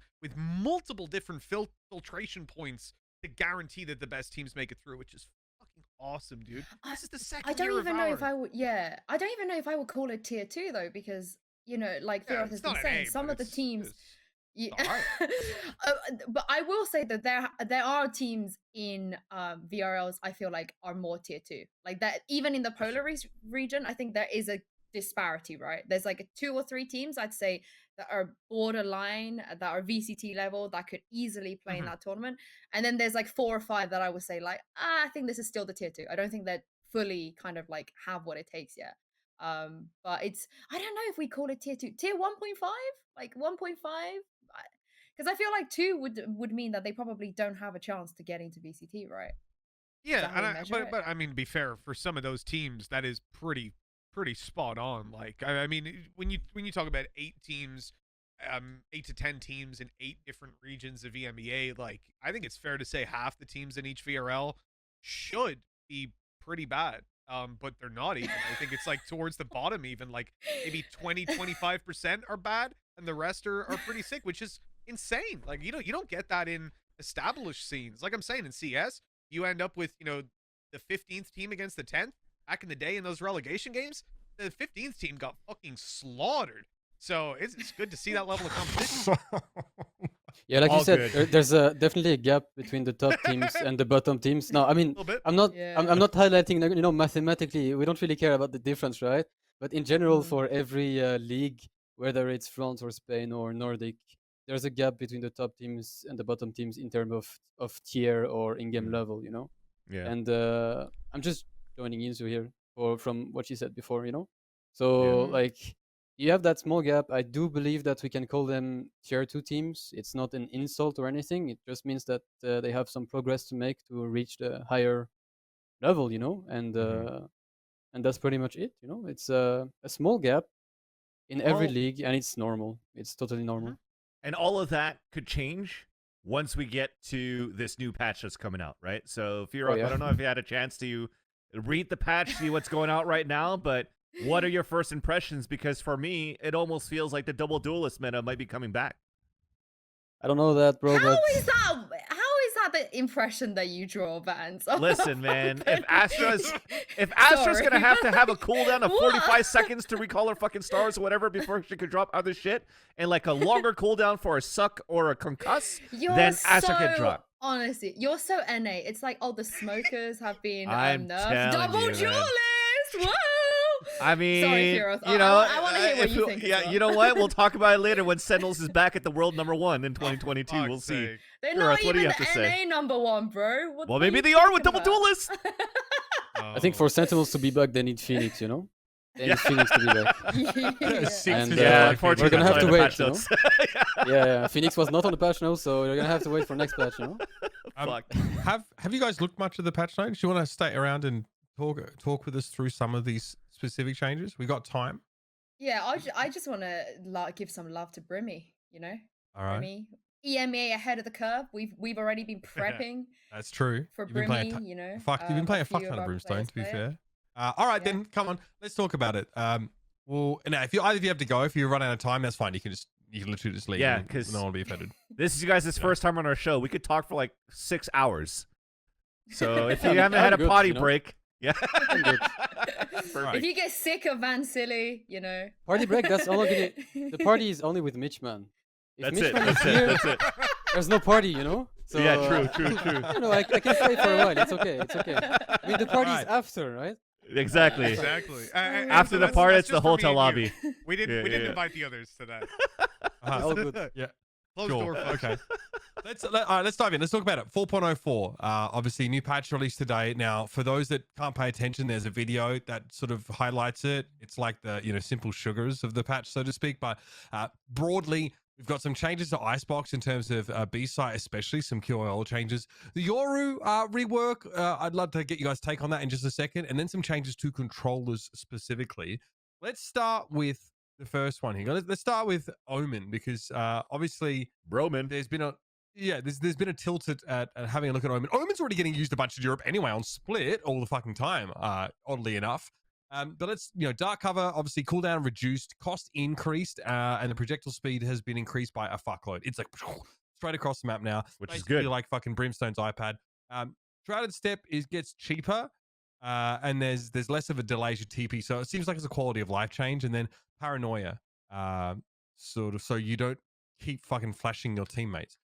What are you guys' thoughts on this? This seems all right. Yeah, a bit of a quality of life change. How much of a difference does it really make, though? I think it makes a huge difference if you consider the Astra changes. I think that's the context we need, right? Like, they can buff Brimstone, they can buff Omen all they like. Like, no one's gonna choose them over Astra on majority of the maps unless you are Ascend. But I think now, because Astra has been nerfed to the ground, I think this is an over nerf in my opinion, which means Brimstone and Omen are all of a sudden super viable. I don't think they would be viable on this buff if it weren't for the Astra nerf, basically. Mm-hmm. I think I'm with that. Go ahead, I Fearoth. Go really- ahead, Fearoth. Yeah, I think the Fuck the- you, the Mitch, man. goal- Let Fearoth talk. He's the pro. Listen, Mitch, okay? You might learn No, something. but Yeah.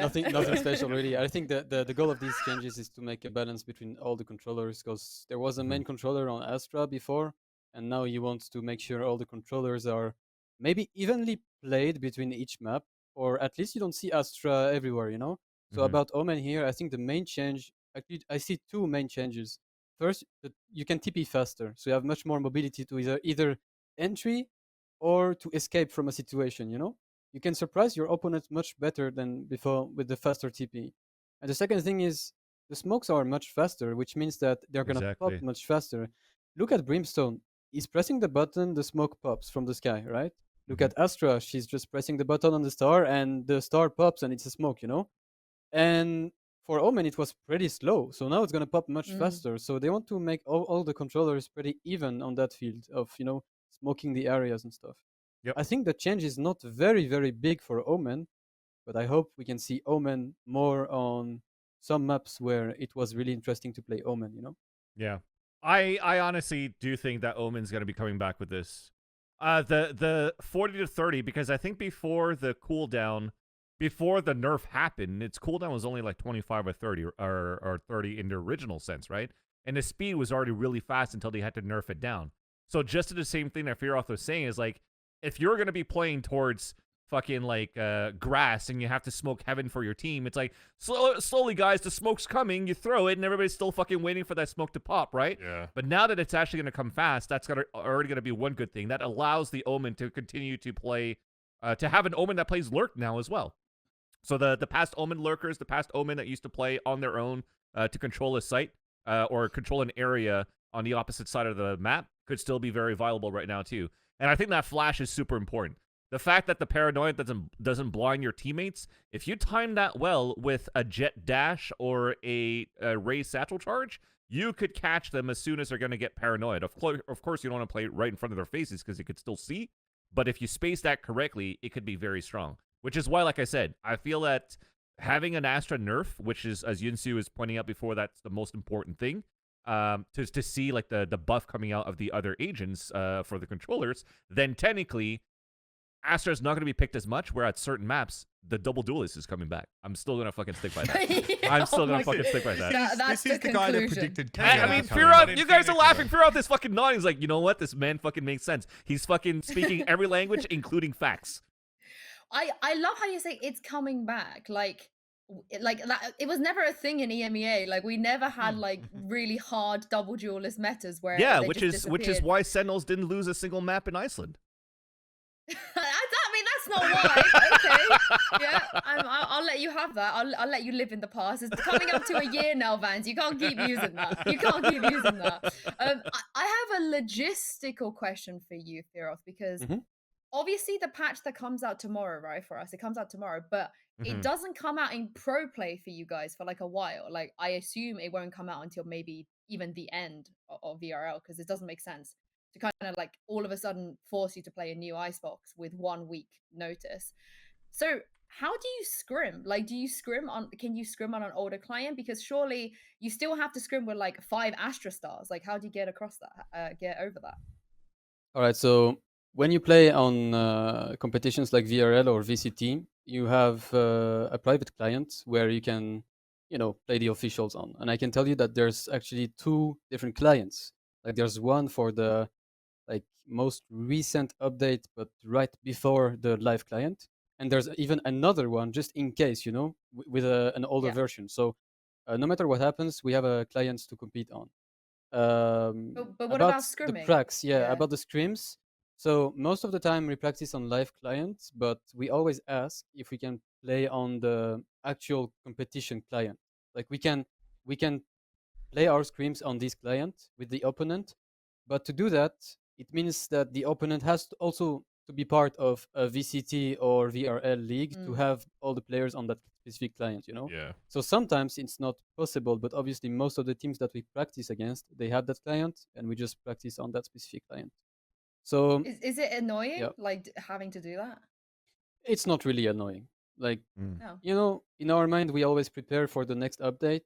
We have to get ready to. We already started thinking today in my team about where are we gonna play Omen, Brimstone? Are we gonna play Omen, Brimstone? What changes are we gonna make following this update?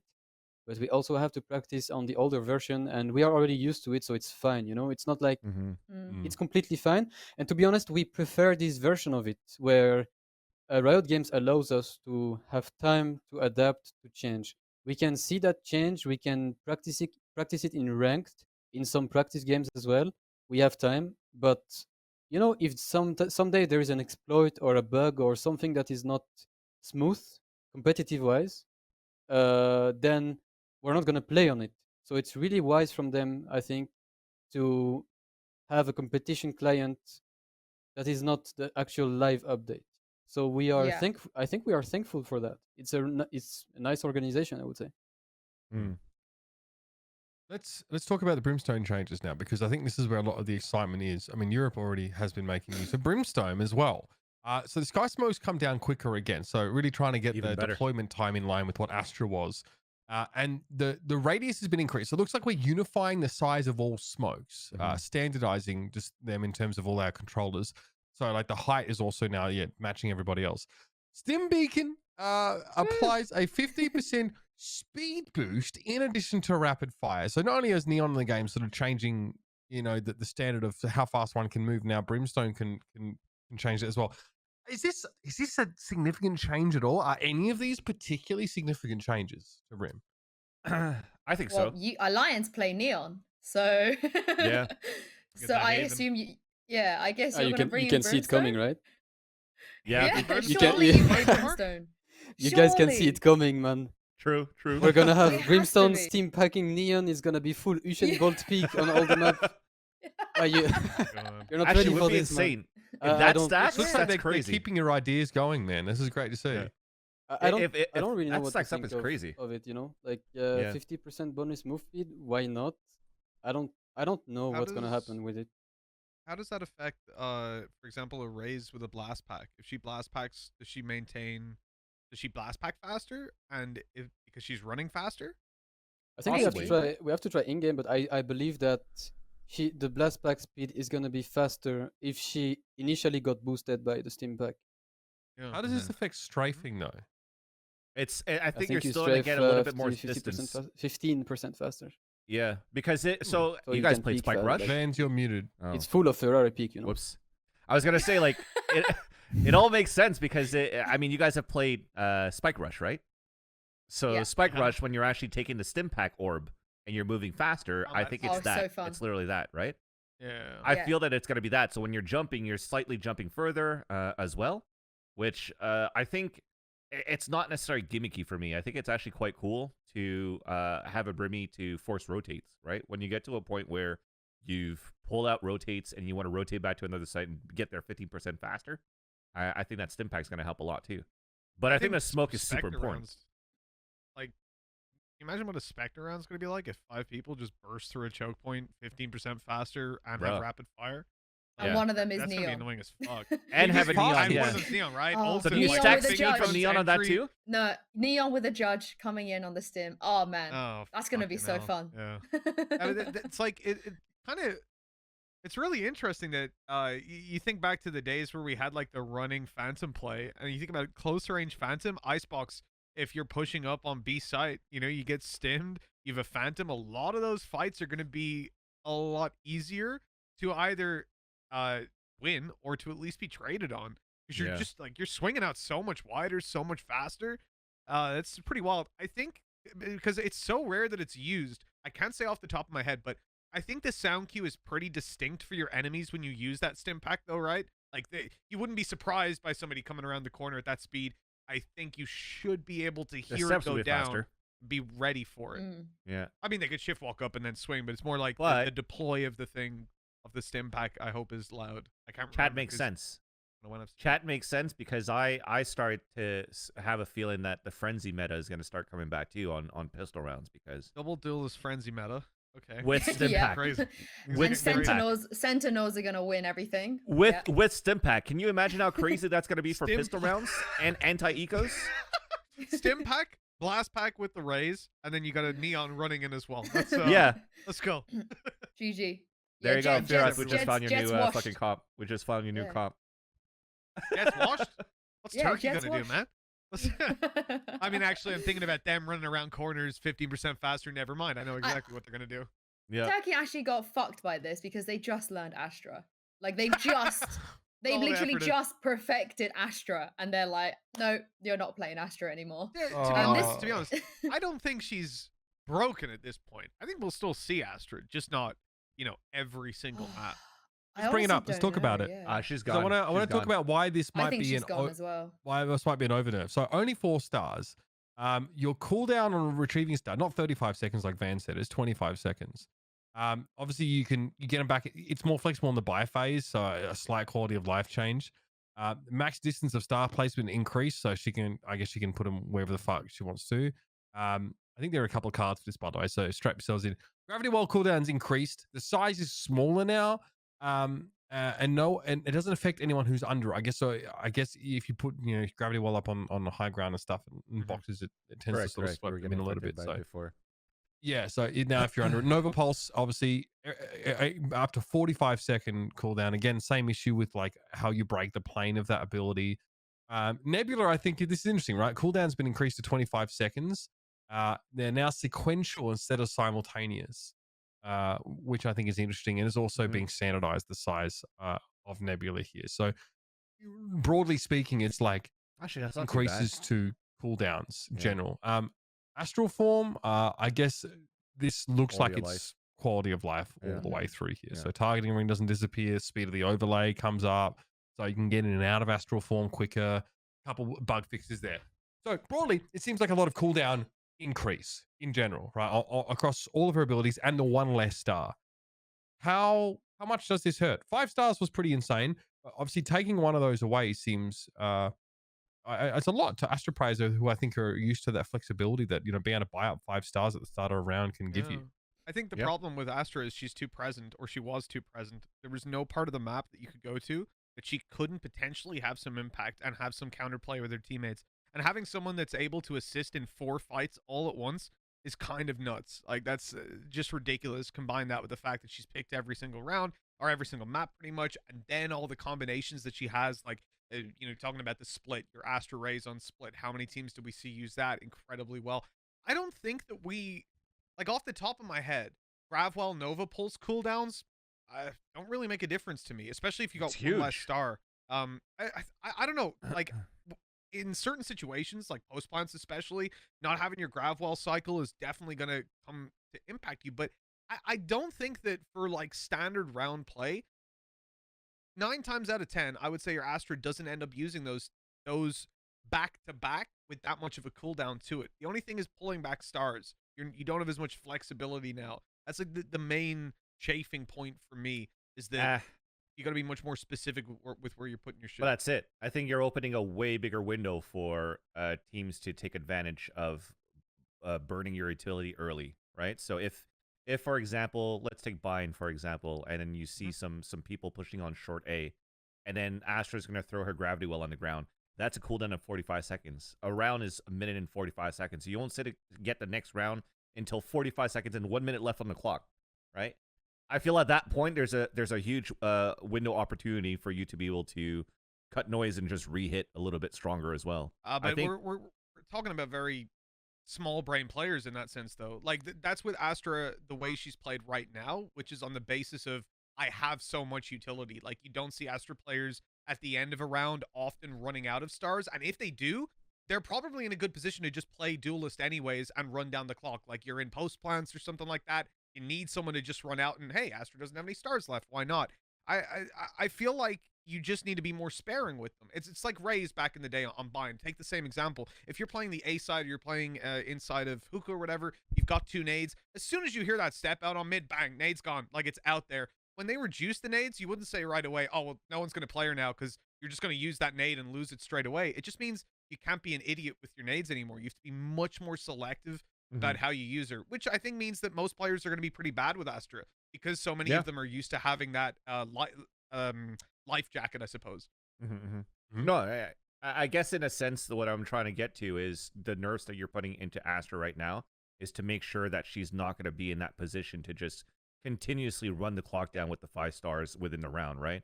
Which now speeds up the pace of the rounds a lot more, in my opinion, because you're going to be able to have like this window of opportunity in the 45 seconds to do something with that instead of like, oh shit, okay, grab well, okay, we only got 10 seconds because, oh wait, no, there's an Aldril that's coming out. Oh, okay, we can re-hit it. No, never mind, there's another fucking gravity well on the ground, you know? So that's what I mean about cutting noise and be able to re-hit, is that you have more opportunity now on the attacker side to catch your opponents a little bit off guard with less utility.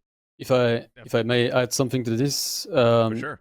one of the things that we do in pro play is that we always announce vocally and communicate around the cooldowns of the enemy. Let's say Sova used his reveal or Breach used his stun. We know that the next stun is going to be in that amount of time.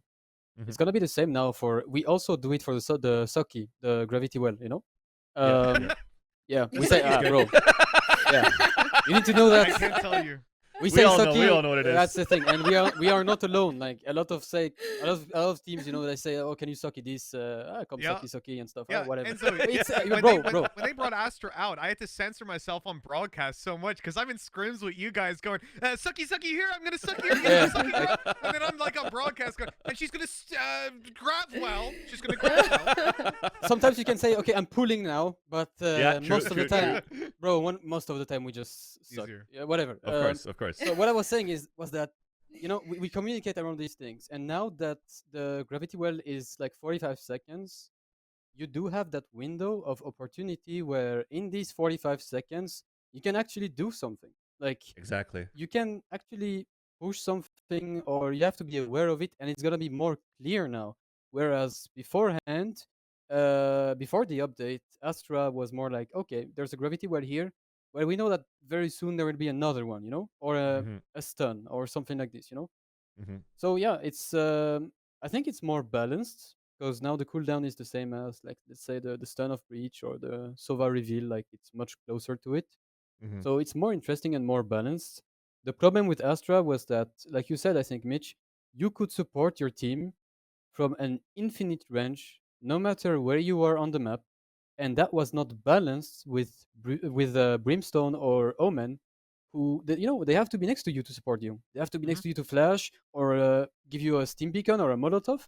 And Astra can just be on the other side and suck and stun, and it's easy, you know? Yep. So this is the problem of balance between these multiple controllers. And I think the nerf on Astra is really good, you know? And to finish on Brimstone, I would say that the radius is not enough yet. I mean, we will see what happens in-game, you know? The radius on which you can deploy the smokes. I would see it much bigger, almost on the whole map. Because Mhm. right now, let's say Oh, I get you. you play bind, you defend B side, like you're in hookah. Right now, you cannot really smoke for your teammates on A Showers, side. yeah. Yeah, let's Mhm. say showers or even sometimes shots. You just can't, Mhm. So a much bigger range would be really good for Brimstone, so that you can actually smoke for your teammates on the whole map. Mhm. Yeah, you And can play extremities maybe and even stuff one and more stuff. smoke. I don't know, but I don't think the changes are enough from Brimstone Can we right now. I don't know Give what's Astra gonna 2 happen with less, Team Brimstone Beacon, 2 but more. I don't know. I don't know. Maybe it's a bad idea, but at least Mhm. a greater range for both the smokes and the ultimate would be good. Yeah. I I agree think with that's you. probably why they didn't. I think that's because Brimstone has 3 smokes. That's why they didn't kind of like make it too much. I think I agree with you. I think the globalness of Astra is kind of crazy. It's like back in the days when Killjoy utility was like kind of global, where you can just leave the Yeah, turret wherever totally. you want. Yeah. I miss that though. I miss Mhm. that. I wish we could bring that back. But maybe if the reason they don't give Brimstone like too much is because they feel like, oh, he's got 3 smokes. Like we can't give him everything. Otherwise, maybe people just wouldn't play Astra anymore. Like if Brimstone had 3 smokes and he was global smoking, I think that would be like kind of overpowered, Give him right? the Omen range. Give him the Omen range. Yeah, the Omen range maybe. Yeah, that could be fun. Let's talk Viper here as well, because all the controllers get a bit of a look in this particular patch. Obviously, the Astra and Brim ones are probably the biggest here. But let's talk this, because her fuel drain is increased when Toxic Stream and Poison Clan are both active by 50%. So you're definitely getting punished for just like throwing those both up, and you get an indicator now for if it's when you don't have enough of that resource left. So Toxic Screen, obviously, there was a cooldown between sort of activations. Now that's been increased. And the cooldown timer now starts when a smoke starts dissipating instead of when the deactivation telegraph plays. So I suppose it's a more of a visual cue now for that. Toxic Screen has got yellow lights to indicate when it's on cooldown. Okay, fine. So it looks like quality of life changes primarily here. There was a delay on Toxic Screen being disabled when Viper got suppressed. That's now instant by the looks of things. Snakebite goes for less long, so less oppressive, I guess, in post-plant scenarios, or just in terms of like buying time. I definitely get the feel that like the devs are trying to increase the pace of things or make it harder to stall people out forever. And the same changes for Poison Cloud's cooldown. They're bringing it in line with sort of the Toxic Screen here. So nothing too crazy. But again, I think we can kind of see what the philosophy is here with these changes, right? I'm a Yeah. huge fan yeah. of the Less 50% delay. change, which I didn't think I would Mhm. be. Funnily enough, when Valorant first came out, I probably spent the first month, like back in alpha, when I got lucky and got one of those keys on Twitch. I got to play it, and I thought that that's how Viper worked. I used to always just put one PC utility up. I assumed it was double the rate of decay on your toxins if you had both up. So 50%. If you think about that, a lot of the time you're gonna have a setup. When we look at how a lot of Vipers are playing right now in site defense, you're gonna have a wall and an orb covering a lot of the same area. You're gonna put both up at the same time, basically, because you want the one way and maybe an angle blocked off, or maybe it just extends out the angle, whatever it is. It's gonna mean that, yeah, exactly as you said, the time delay is so much greater now. So much smaller. If you're on that site, you can't pop up both of those pieces of utility and uptime's block lower. off all those angles and pop a snake bite down that now I think is 2 seconds shorter, if I'm not mistaken, as well. So it can't, your orb and 1 snake bite second, doesn't yeah. even block them off for as long. So the delay strat there is pretty huge, in my opinion, at least. I mean, Fearoth, you play Viper, so does this change anything? Are you gonna keep playing Viper? It's not as drastic as Astra, right? Like Mitch said, for example, on Icebox. So I do play Viper on a specific map, but in my team we play Viper, yeah. And let's say Icebox, very often you have a setup, especially on A side, where you have both the wall and the smoke, like smoke on top of King or on top of pipe, something like this. And that nerf is going to change a lot of things on the map. Yes, definitely. I think the most annoying nerf, when you play Viper at least, is that the snake bite got decreased for 1 second, and that makes a big difference. Because we have to, change everything on the after plant here, all the timings and stuff. Yeah. But other than that, why not? Let's see what happens in game. Like, why not? I don't know. I don't know if that's a big nerf. I think that's fine. It's not Maybe gonna 50. stop. Okay, Yeah. maybe 50% is a bit too much. Let's see what happens in game, right? Maybe you're just gonna press the 2 buttons and be like, oh, I have no more fuel. Yeah. Where's my fuel, bro? You know, like It's done. Yeah. yeah, we will see what happens. But I don't know. I think it's a decent nerf. You know, let's see what happens. It doesn't stop you from choosing Viper though, does it? It's not like you're gonna all of a sudden change your comps because Viper is not viable on those maps anymore. Like Breeze, Icebox. I can tell you that on the very open maps, I think Viper is still a must-have. When I talk about open maps, I'm mostly talking about Icebox and Breeze. I don't know about Fracture though. I think that's subject of discussion. We can already see right now. I mean, before that update, that Viper was sometimes used and sometimes not on Fracture. You know, you can have sometimes Astra, sometimes Brimstone, sometimes both Viper and Astra together. A lot of compositions are possible, but changing Viper, I don't know. I think it depends on the team. Maybe now they might change Viper because another agent got buffed, you know? Like, let's say, Omen or Brimstone or even Yoru, our best friend, Yoru. Yeah, let's talk about Yoru.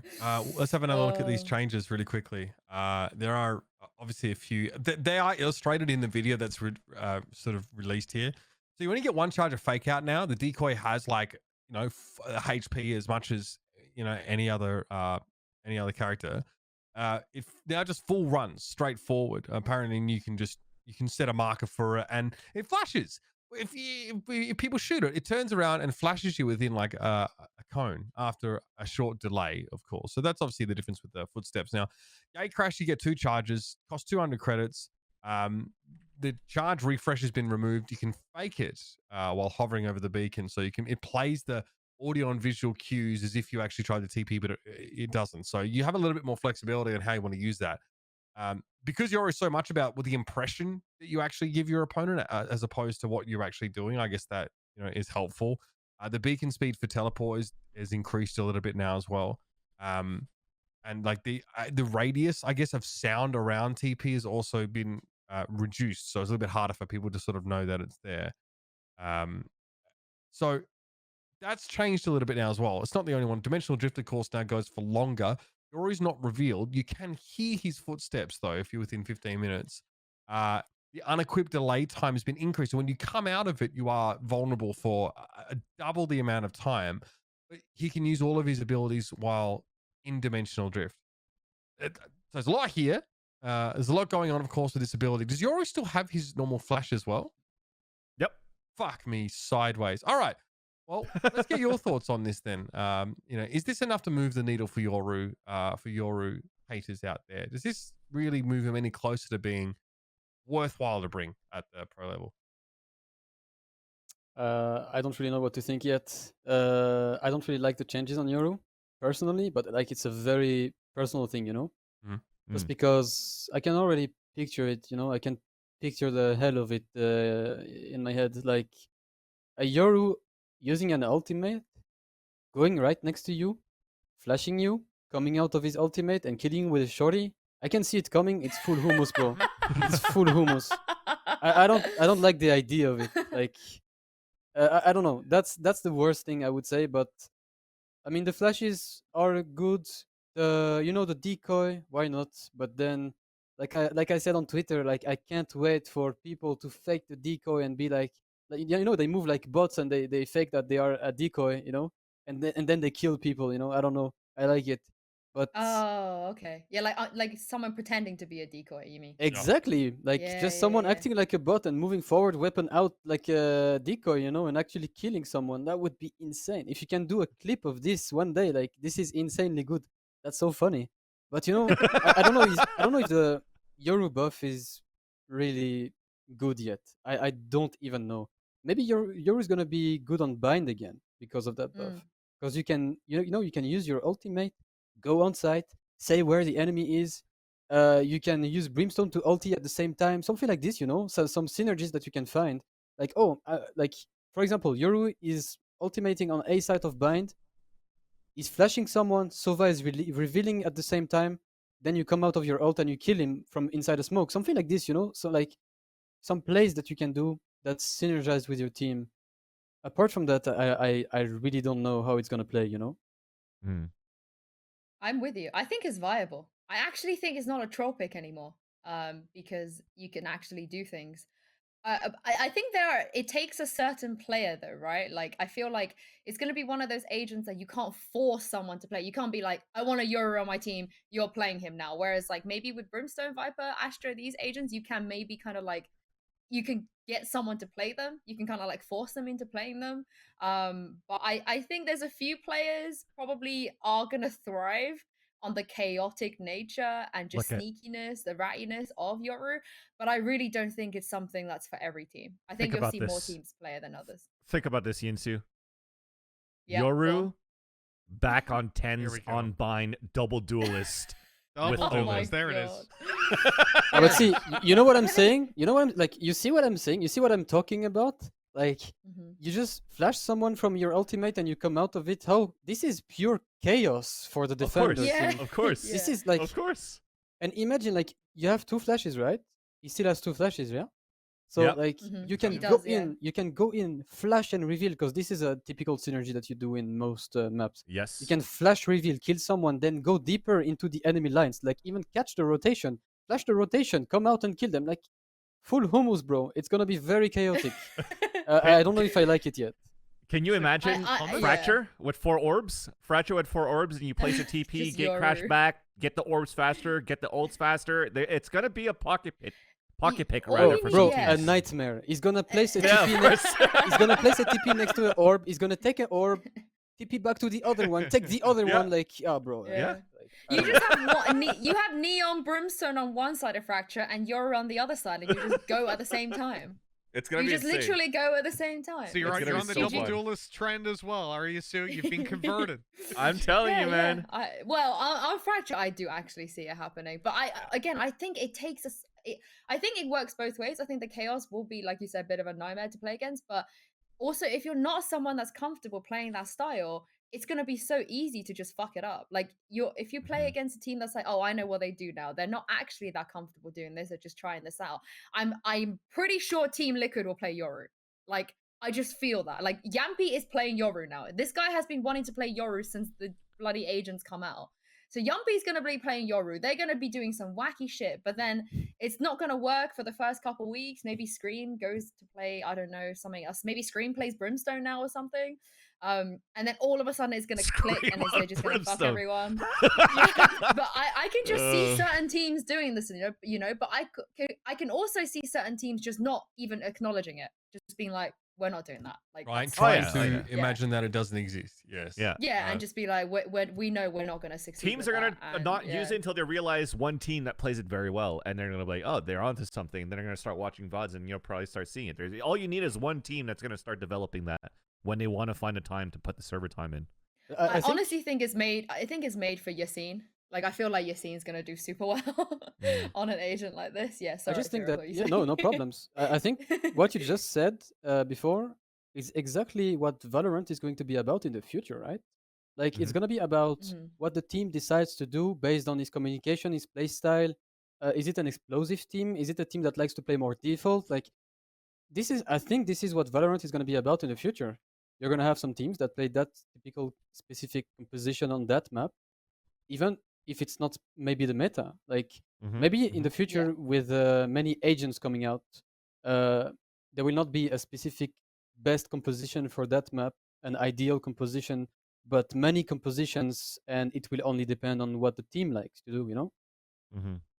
It could be a best That- comp for you, but maybe against a certain opponent, you're gonna want to go a completely Yeah, different yeah. route. You Yeah, can see exactly. a small element of that though with Gambit last year. You know, towards the end of the stage, we got a very, very good idea that this team likes to just sit there and wait for you, and you would maybe see some other teams try to take out a more aggressive defensive side comp than they would have otherwise to try and get aggressive and deal, you know, take the fight right to their door.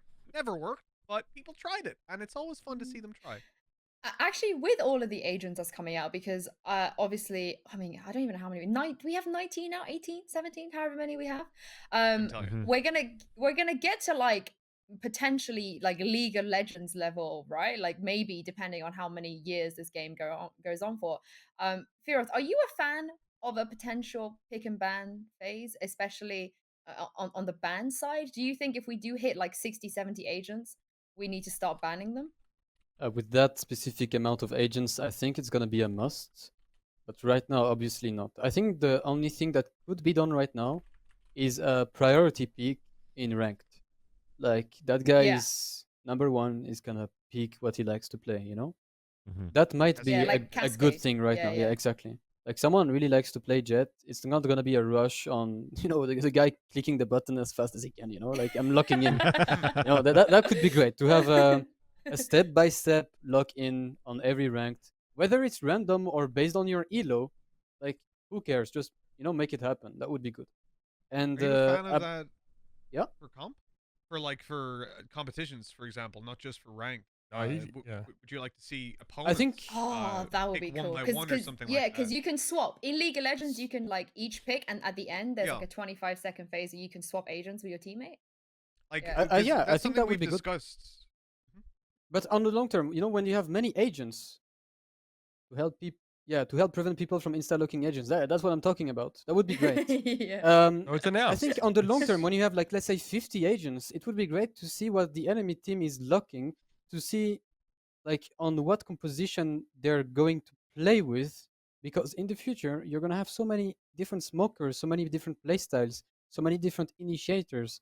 Like your behavior is gonna be a bit different against a Phoenix or a Sky than against a KO, you know, something like this. Like you have some, like, are they playing Afterplant? If they're playing Afterplant, maybe we have to adapt because we start on the defense side, you know. You're gonna have to think about so many things in the future when you have like 50 agents on the game, obviously, if that happens one day. But I Mhm. think, yeah, seeing the enemy picking agents one by one would be good, or, you know, 2 by 2, something like this, so you can, you know, respond during the draft to what they're doing.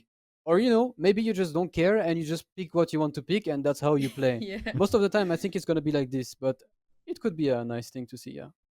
Would you ever like to see a scenario? Because I don't feel like this one is talked about enough. Because I think people talk about the picks and bans like all the time. But again, like a League of Legends style, where if an agent is picked, your team cannot pick it. So like it has to be unique agents. Would you ever see that, or are you still, you know, you want the mirror comps? I would never see that. I don't. You hate I that. I would not like to see that on Right. Mhm. Valorant right now. I know Yeah. for League it's Mhm. really good because you have You have so different many. synergies, like so many Mm. heroes. But on Valorant right now, bro, don't steal my Sova. I remember like right, just like during the beta, I remember I played a tournament like this where you could ban some agents. I remember. Yeah. And IDEX, bro. IDEX, you banned my Sova on Ascent, and I will remember. I will remember this forever, bro. And I don't want to see this happen again. Like, don't do this, bro. And This would Well, be so even if bad. you have like 100, maybe like 80, 90, 100 agents in the game, would you still not want to see that? Like, not like see, like if the enemy team picks Sova, then you can't pick Sova, or if you pick Sova, they can't pick it. You know? Then I don't know. Like, if it's 100 agents, that's a lot. Yeah. Obviously, I will always have an initiator that does kind of the same thing, right, as Sova. So Mhm. I'm talking for myself because obviously I play Sova, but Mhm. you will have so many controllers that do the same job, you know. It's just a matter of playstyle in the end. So I don't know if when you have 90 or 100 agents, I don't know what's going to happen. I don't know what's good. I don't know yet. But for now, at least, no. Like, not for Yeah. maybe even 3 or 4 years. Like it shouldn't happen. It's a and bad thankfully idea. enough, in this patch notes, there's Jet still remains unchanged and Sova still remains unchanged. So we're Yeah. pretty good there. Yeah, we are. Icebox, I mean, Icebox maybe- gets changed a bunch, right? We Yeah. were- oh, and I like that. Yeah. Yeah. We can show some of the changes now as we can't talk about it. The B site changes anyway. What does this actually functionally do we think? Like what kind of difference does it make? Better entry fights for sure. Like if you look at the after of how the entrance is going to come on the patch changes, and the entrance is deeper in that cubby on the right side. There you go. I think that's going to allow better like double jiggle peaks from the back side of green and from the front side of green. And also I have direct fights under green as well. And also give another angle of platform for defense for upper green for those that are playing like the Jet and the Razes out there.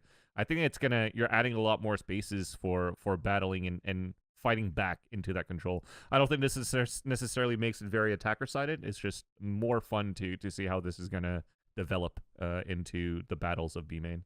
I actually think that the door there being where it is makes a pretty huge difference, because from where that is now, I think you could have, for example, a Jet walk out there, dash across, and she would be safely behind the box on the other side, so she couldn't even be shot from the laneway. And then, whereas if you look at it before, there's no direct route across, so you have to step out of the door, down the alley, and then into the corner, right? So you're exposed for a long time. Whereas now, potentially without a flash, without a smoke, you could have a player cross over there. Now, I doubt that's going to be the most efficient way to do it, but it's just that, you know, it makes things a lot easier. It gives you a lot more room to work with.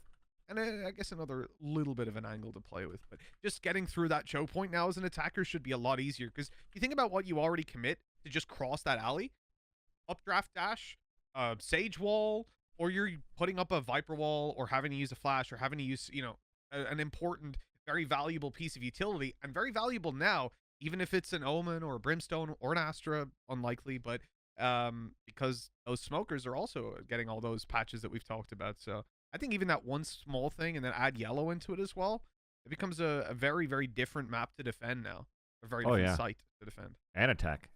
I'm excited for the changes. So those are the there are a few changes to Icebox as well, but I think they all are for the same reason, or they try and sort of achieve the same thing. Also, I mean, for those that are interested, new skins obviously announced in the patch. For those that are you know, more interested in the cosmetic side of stuff, new battle pass and all that sort of jargon. So it is obviously the start of a new act.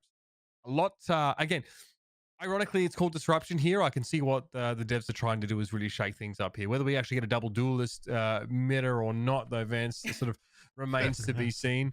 You can fucking turn people in their trees, though, Vance. That's nice, right? I've already updated my fucking Valorant so I could hop in and buy the skins. So I'm ready. Yeah. What? I'm not gonna lie. They're okay.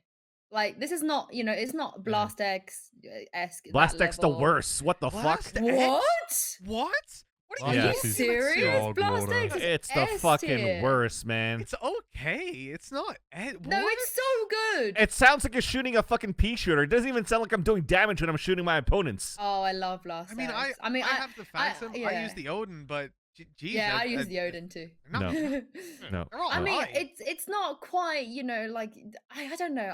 I saw a Twitter thread recently, like they set the bar too high for themselves. Like the skins they brought out are too good.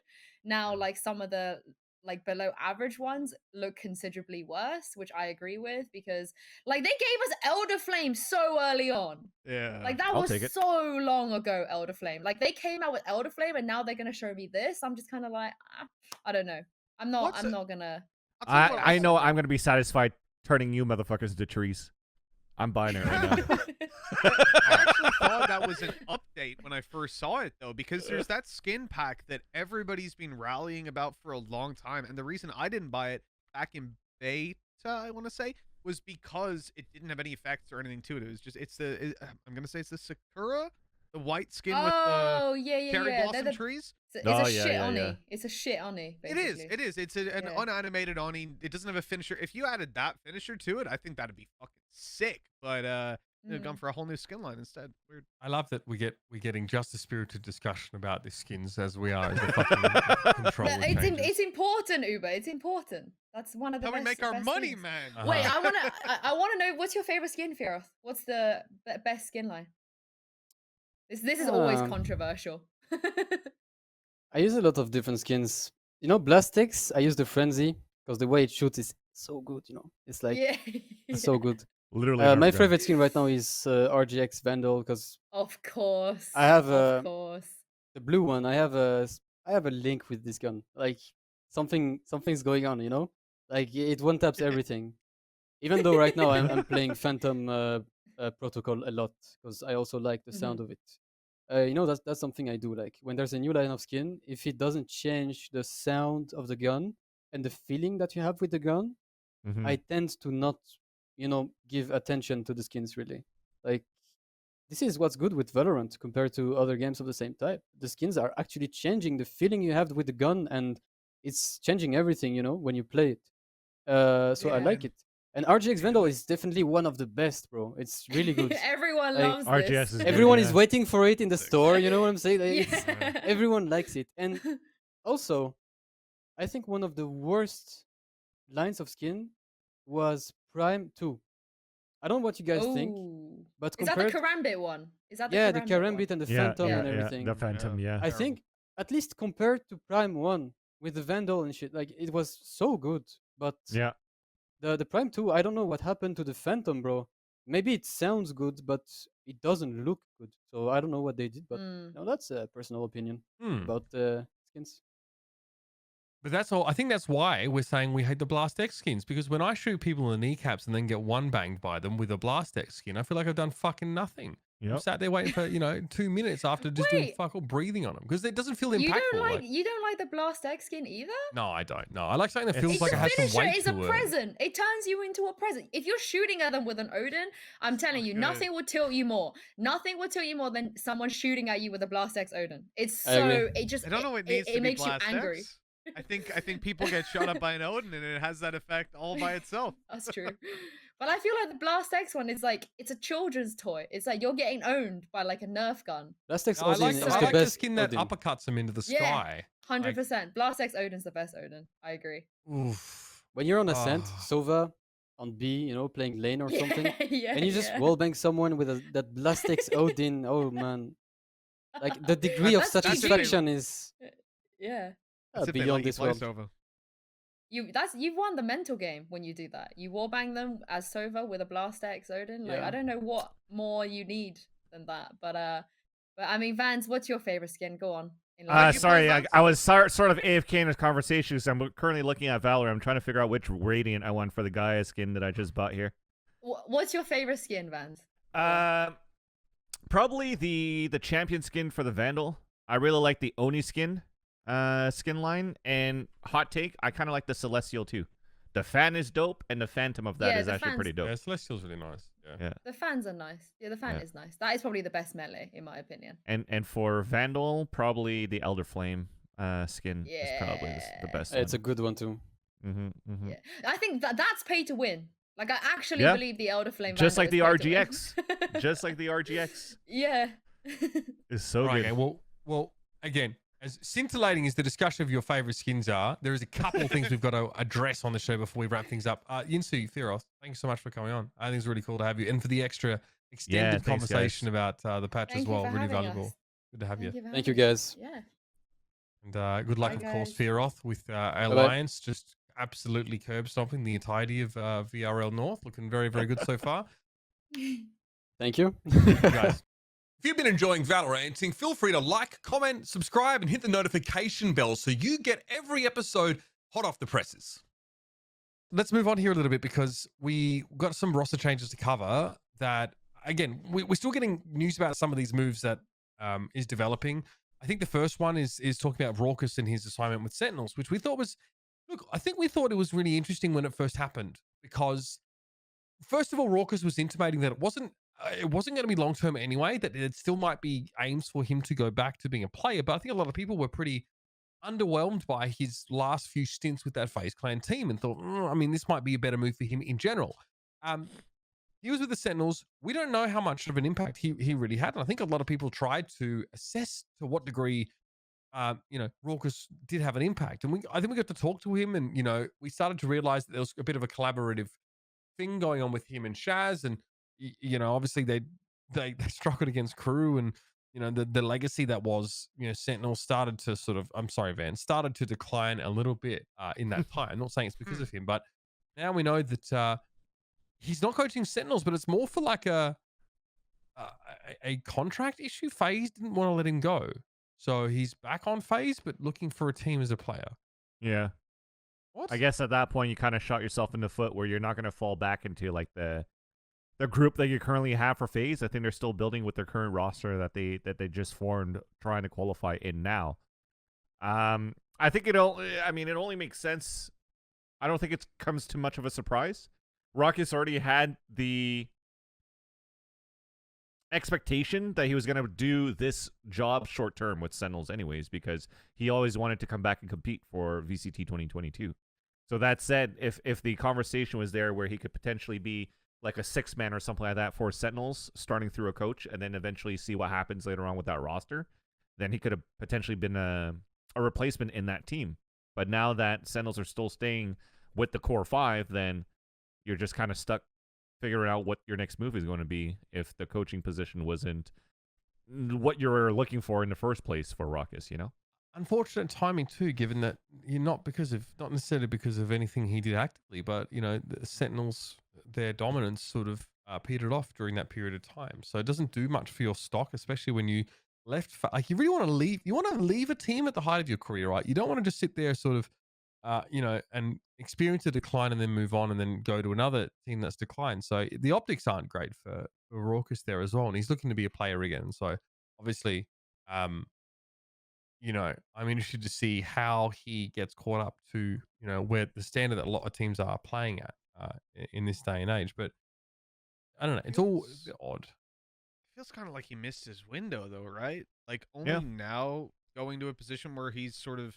I know it's been a thing since literally the moment he joined. Look, I'm not saying Raucus has sat there and quietly, said, "Hey, I'm a coach," and now pivoted. We all know he wanted to be a player, but being a part of a team during the phase of Valorant, during the off season, when everybody's recruiting and looking at the coming season, fuck it, he probably could have gotten on 100 Thieves if he wanted. At a certain point, like a couple weeks back, I think he could have. I think anyone could have.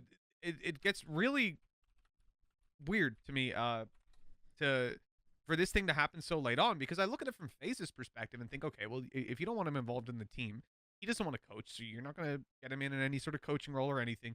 You don't want to put him on the team as a player. Why would they keep him? I assume there was an offer there from Sentinels. Based on that statement, it seems like it kind of maybe just didn't tantalize FaZe enough. But I would have thought getting him into a position where for him he can at least continue his career, but also for FaZe they can get rid of a salary that they don't have to pay. Kind of strange. Maybe it's choking at the competition though. They might think that he's had a lot of impact and think, let's not give him back.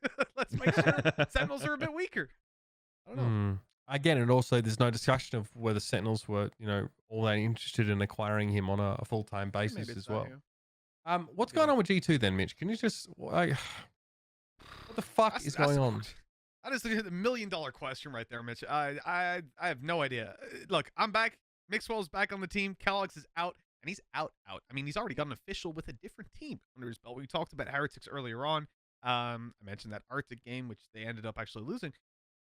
Look, this has been a back and forth within G2 internally for quite a while now. We heard the issues that Kellogg's and Nuku were not getting along because Kellogg's was slacking off a little bit, not turning up on time to practice, or being there just a couple minutes before the game, whatever. Those sort of personal things were getting in the way. Kellogg's gets removed from the roster, Mixwell gets put on, okay, then they swap it back, and now back again. I cannot explain this, and I don't think anybody can. This is an internal dispute. This is something that whether it is another resurgence of personal issues from Kellogg's, whether it was maybe wanting to have somebody with that extra bit of experience in IGL, and Mixwell has been leading this team since Team Mixwell back in the day. So we speculated that removing him from G2, well, that changes G2 entirely. It changes how the calls are working, the actual approach to the early game. I mean, this guy was crafting this team by hand, and then removed from the roster, it leaves them in a little bit of a difficult position to find a new identity and to rebuild the foundations that they've taken out of the team. With Kellogg's going, it tells me maybe it was something like that. Like I said, some personal issues getting in the way. Maybe he just didn't fit with the style of leadership that they had, with their approach. It's something that gets massively overlooked when it comes to players. Often there will be the simple comparison of the Mixwell play Jet, Mixwell not play Jet as good as Kellogg's. Kellogg's shoots more ahead. Kellogg's good. Get Kellogg's. And that's not how it works. Sometimes there is a genuine impasse between two players or a team or whatever it might be in how the game should be approached, whether you should play fast or slow. When you find an opening pick, do you execute right off it? Even in terms of how the IGLing is going, sometimes you just don't agree with your IGL. It's very hard to work in a team where you're being told to do something and you don't agree with it. So there's a million possibilities on what it could be. I ain't got the slightest clue. I mean, look, the only thing that we have to go on is what we'd already been told, which is that there were personal issues. They had been fixed. I say in quotes, quotation marks, and now maybe they haven't been fixed. Now he's gone a week later or 2 weeks later. The tragedy of this is, as we discussed earlier, Kellogg's has gone from a tier 1 team where he could be one of the best players in the world. He is one of the best players in the world, but where he could compete for that top spot week in, week out. Now he's in VRL on a team that is 1-6 and almost, I mean, very, very likely that Heretics roster does not make it into playoffs. Never mind into VCT again. And for Kellogg's, having just been sold to Heretics now, I mean, that fucking sucks. That is a big downgrade. They are 1-6 in their group in VRL Spain. He just played a game. So I'll pull it up here. You have to give me 2 seconds. So to while you find pull it up, so Close the there's Heretics, that sold Avova and Nuke to G2 for a lot of money. Presumably, yeah. And then they give them money back to take Kellogg's, who's had great standing so far. And meanwhile, G2 were like, well, we made out of this deal pretty fucking well, don't you think? Yeah. They got a full team. They get to keep Mixwell that they were going to keep anyways. Let's be real. Mixwell wasn't going anywhere as a content creator. Oh, God. Yeah. They're 1-7. Or they're 1-6. That was their last. Yeah, 1-6. Oh, God. Yeah, so that game, Kellogg's was, 21-19. You know, it was a middling performance from him. But it really, he slotted into a team last second, which is primarily Spanish. I mean, this is the Poppy French, Romas, and Lowell. You know, like, man, I feel really, really bad for Kellogg's right now because this is something that has taken his stock as a player and his value, which was undeniable. This man was single-handedly responsible for crippling some of the best teams in the world. And now we're at a position where, you know, you're getting 13-11 in VRL. By the way, OpTic, the team that they lost to just then, so Heretics are 9th, OpTic are 8th. You know, this isn't like they lost 13-11 to the best team in the league or something, and Kellogg's is, you know, coming in, and it's like, well, we'll get him next week. Now, they lost to pretty much the worst. They've got Bisons up next, who are literally the worst. They are on the bottom. And then they've got Case Esports. So, to me, is Case even there? They're 5th. They're 5th. It's not possible. Yeah, the Heretics can't make it through because even if they beat Bison, that doesn't fucking help them. They've already lost to OpTic. So if they come head-to-head with OpTic in the end, which still requires OpTic to lose a game and Heretics to win the rest of their games, it doesn't matter. OpTic will win on head-to-head. So they're out. They're done. Kellogg's can go to the beach for the rest of the week, I guess. Their next couple weeks. Jeez. Okay, whatever. I just don't get that team. I mean, all the shit we heard about, like the mental coach that just like ended up limiting to one player and alienating the rest. Like, I don't know. The reputation of Heretics is fucking awful. And it's not getting any better anytime soon. Obviously, talk about reputation because X10 Crit just fucking completely harpooned theirs. So not the same X10 Crit team, right? Different players. However, they've been disqualified from the VCT Stage 1 Challengers for unauthorized communication. Which I think is now something we definitely have a precedent for, right, gentlemen? Please explain these rules. I've never heard of them. Yeah. So again, these guys, I guess, missed the memo of like their coach can't fucking talk to the players, and they got slapped. This isn't just a slap on the back of the hand, though. This is like you're out of VCT. My initial impression, because like we said, this is a different X10 than what we'd seen before. So once we'd gotten rid of the idea that it was those guys, which would have been very disappointing. Sucks for the org, man. You lose your team, you get a new one. You're trying to rebuild, and it ain't their fault. It isn't X10 as an organization's fault that, well, I hope not, that their coach decided to be a cunt. This is unfortunate, but I guess people will do whatever they can to win, fairly or otherwise. Yeah, not good. Not great.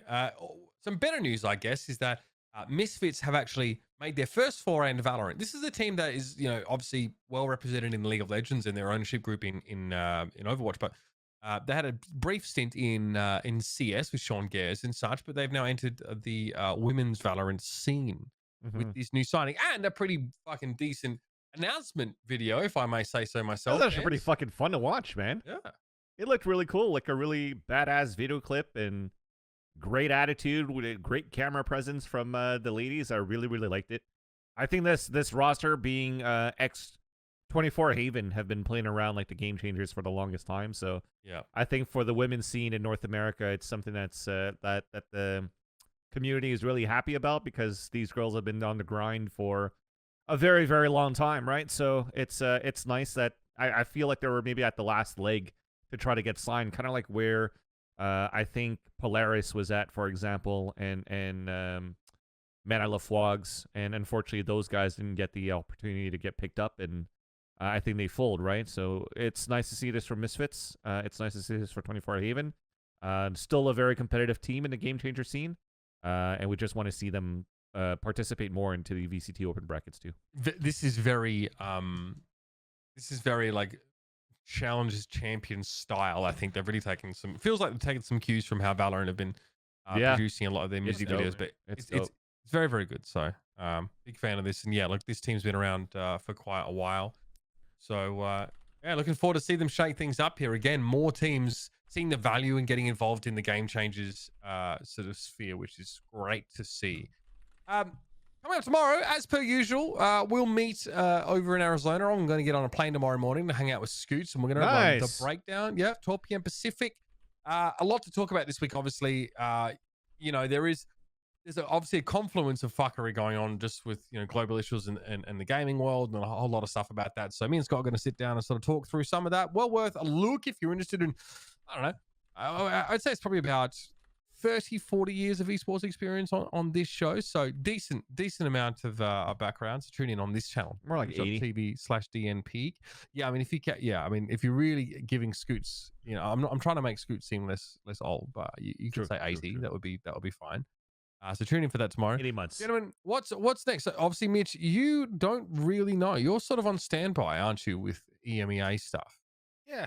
Look, you can could certainly have it worse, but we're in that position where you know, week by week we're going to assess it, see, you know, if war crimes are still going on. If they're not, then hopefully we'll be able to get back to normality in some sense or another. But yeah, like we said, a lot of people out there experiencing a lot worse, so it could just enjoy the cold weather for now.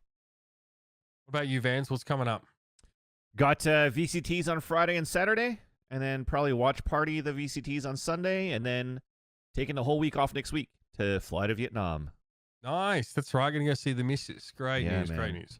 Yeah, well, ladies and gentlemen, I hope your plans for this coming week are good, and hopefully you can find some ways to stay positive while making sure you are aware, your eyes are open, and you're witnessing what is happening around the world right now, and that you never forget it. Obviously, again, we mentioned earlier in the show some of the charities that you can look to support if you want to try and, you know, assist the people in the sovereign state of Ukraine as much as possible.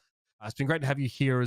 Again, we're going to be back next week. We're going to be talking, of course, VCT NA primarily, and we'll sprinkle plenty more in there. Thanks for being here this week, everybody. We'll see you next week, Tuesday, 11 a.m. PT for more Valoranting.